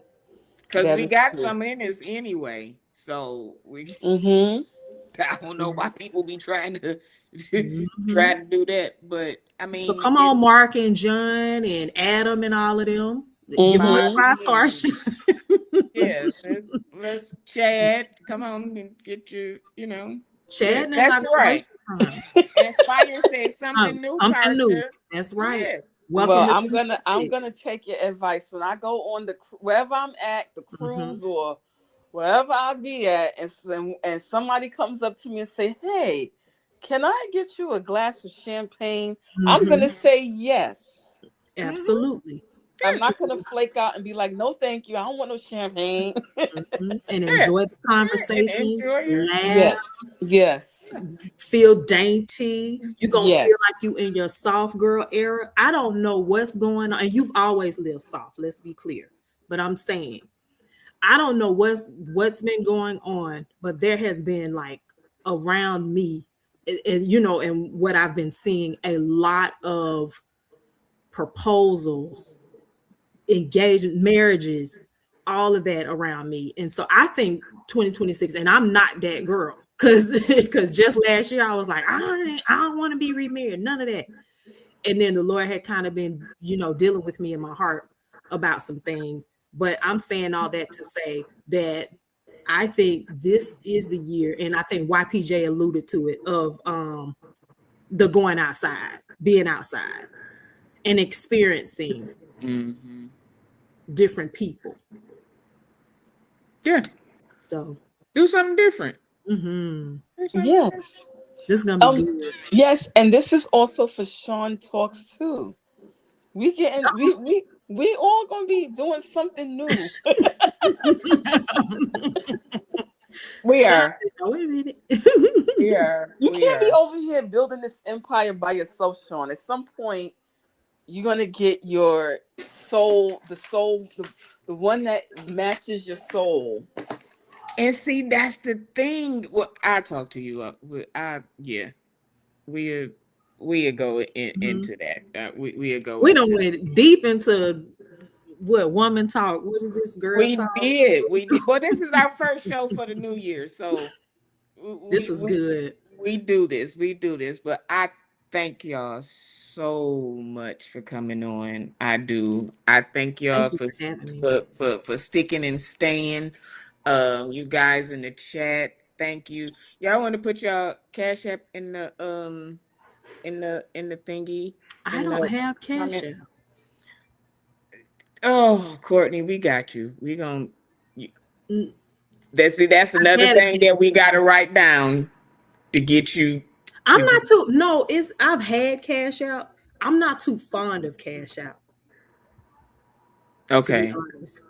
Well, we gonna do your put your Zelle, and we giving you guys something tonight. We've given you a bunch of different subjects. We didn't open Courtney's eyes to some things, and My God. we didn't got Tarsha to change her mind. She gonna go ahead and Mm-hmm. try something new. Give Zach a try, So Tarsha. yeah, And market them. yeah. No, So hold on. I'm sorry. I know you're trying to end off. I got one more question. I'm gonna leave it alone. Tarsha, do they be older? The men that approach you, are they older? They're all ages. The thing is, Okay. I okay. also, another reason why I've been attracting younger black men, but I do notice that the Caucasian men that approach me, they're older than the black men that approach me, if that makes any sense. Yes. Okay. I'm gonna say this So too. You're mature. No, yeah. I was gonna say word on the street is that okay, I froze. Word on the street is that older women are dating younger men and they are loving it. Mm-hmm. So I don't know what's going on with that as well, but Loving it until they become obsessed. no, they're marrying these young guys, and they're saying, "Oh, he's my piece. He's this and that." I don't know how true it is. That's just what they're saying. That's what they said. But you Okay. know what? It all I see it on Instagram. A Yeah, woman just celebrated her birthday, and her that's what I'm talking husband about. she celebrated her 50th birthday. Her husband is 10 33. years younger than her. He went in his 30s. Well, she just celebrated her 50th. She says they're 10 years apart. So, Okay, okay. I guess he's 40. But and there's something about it. She I said, said I "He's wasn't my going under piece." 10. But listen, but you know what? And to be honest, when we first met, I thought we were around the same age. Some people you meet and their maturity level will be such that the age, the number won't matter. If you're mature, as yes. long as you ain't no kid, I can deal with you. Mm-hmm. But if we like the same types of things and we enjoy the same type of music and we enjoy, because there's some millennials that don't like their own music. Mm-hmm. That's You true. ask them about Earth, Wind, and Fire. Oh, I love the Temptation. I love it. And you like, Mm-hmm. what you know about? Mm-hmm. That kind of thing interests me. When you have Yes. a somebody, the age number doesn't really always matter. It's the maturity that Mm. I'm like, okay, I can do that. But Yes. you gotta talk more than every other day and stop calling me to my some what you're doing and then just sit there. Please don't. Don't You're worry about what doing I'm me to doing. death. You ain't giving me nothing to do or talk about. So what difference Period. does it make? And you We want to know just something? When you date a younger, like a younger one, Mhm. they hit you with texting that you need to decode. WYD. Oh, I'm not talking to you if you do that. WYD. What is WY? I had to realize it meant, what are you doing? What you No. doing? listen. If I have to call my daughter to ask her something that you text, Yes, that's the it's a end of the problem. conversation. That's the end of the conversation. I Or don't even if want you to talk say to you stuff to anymore. me like we vibing, I'm like, what's a vibe? No. Like, is it Mm-mm. a song? Like, what are we? What's a vibe? What do you mean? What are we? What are, Okay, yeah, I'm sorry, y'all. I don't. yeah. We But gon' Tarsha, I can't wait to hear the update with you. yeah, Oh, I will let y'all know. Trust we gonna me. have to do a update date update. That's Mm-hmm. what we gonna Mm-hmm. that's what we gonna do. But again, I thank you guys. We'll put Giselle in there or something. It's my phone number, so I got to. Oh no, we're not gonna do that. We're not Mm. gonna do that. Okay, yeah. If y'all want to support the platform, there's several different ways. Cash App, Zelle. I got the new tip jar where you can buy me a coffee. That's Oh always pinned in the wow. Okay. description. And I did something outside of the norm, just playing with some things. So if y'all see my hat, I tried to do a I little love it. do something. And because I just did, I got an extra one. So Wow. I'm trying to think. This is just the prototype. This isn't the exact one, but this will be It the looks first. good. First, thank you, I thank you, like it. thank you. So I'm gonna figure out something to. You see you coming out with your merch. Mm-hmm. Don't you see how what God, you know what I love about God? I Mm-hmm. remember when I first got on YouTube and I found out about Sean, right? I think it was through St. James chat. And I used to come over here on her platform and she wouldn't go live that much. I did. Now look what the Lord had, like look what has happened in Wow. a short amount of time. I Mm-hmm. Do you I see was the popping in community? Wow. like once every other month. Like, hey y'all, like Mm-hmm. there ain't but two people. Where y'all at? Don't nobody even know you here. So I did say, I wanted to start being more consistent. And again, last year and the year before with my parents, it was just a lot. It was just a lot. But now that I am settled, I'm comfortable, they're good, everything else is going to fall in line. Mm-hmm. Wonderful, wonderful. Everything else is going to Mm-hmm. fall in line. And the doctor got me off for 6 to 8 months. So I got time. All right. Uh-oh. All Okay right. then. Well, Yeah. I'm so grateful that you guys have invited me to the panel here.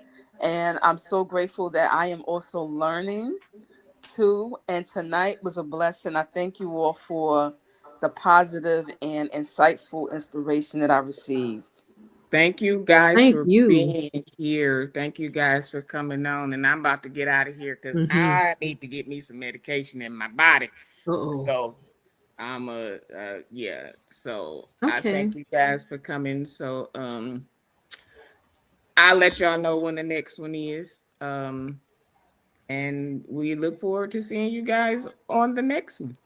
All right. All right, bye ladies. Bye. All right, guys. I thank y'all for sticking and staying. I thank you guys. I thank you guys. I thank you guys. Thank you guys for the prayers, the cash apps, the likes, the shares, any way that you all support. I appreciate it. That's our time. We will let you know when the next one is. You guys, please have an awesome day. If you're out, be safe. Thank you for the new member. Thank you, thank you, thank you to the Juice Radio, St. James, Inspired, Jesse, Robert, Nicole, Jacqueline, Catherine, everybody. If I start naming names, I'm gonna forget somebody, and y'all gonna be like, "What?" I see y'all. I see you, and I thank you. Have a good night. Bye bye.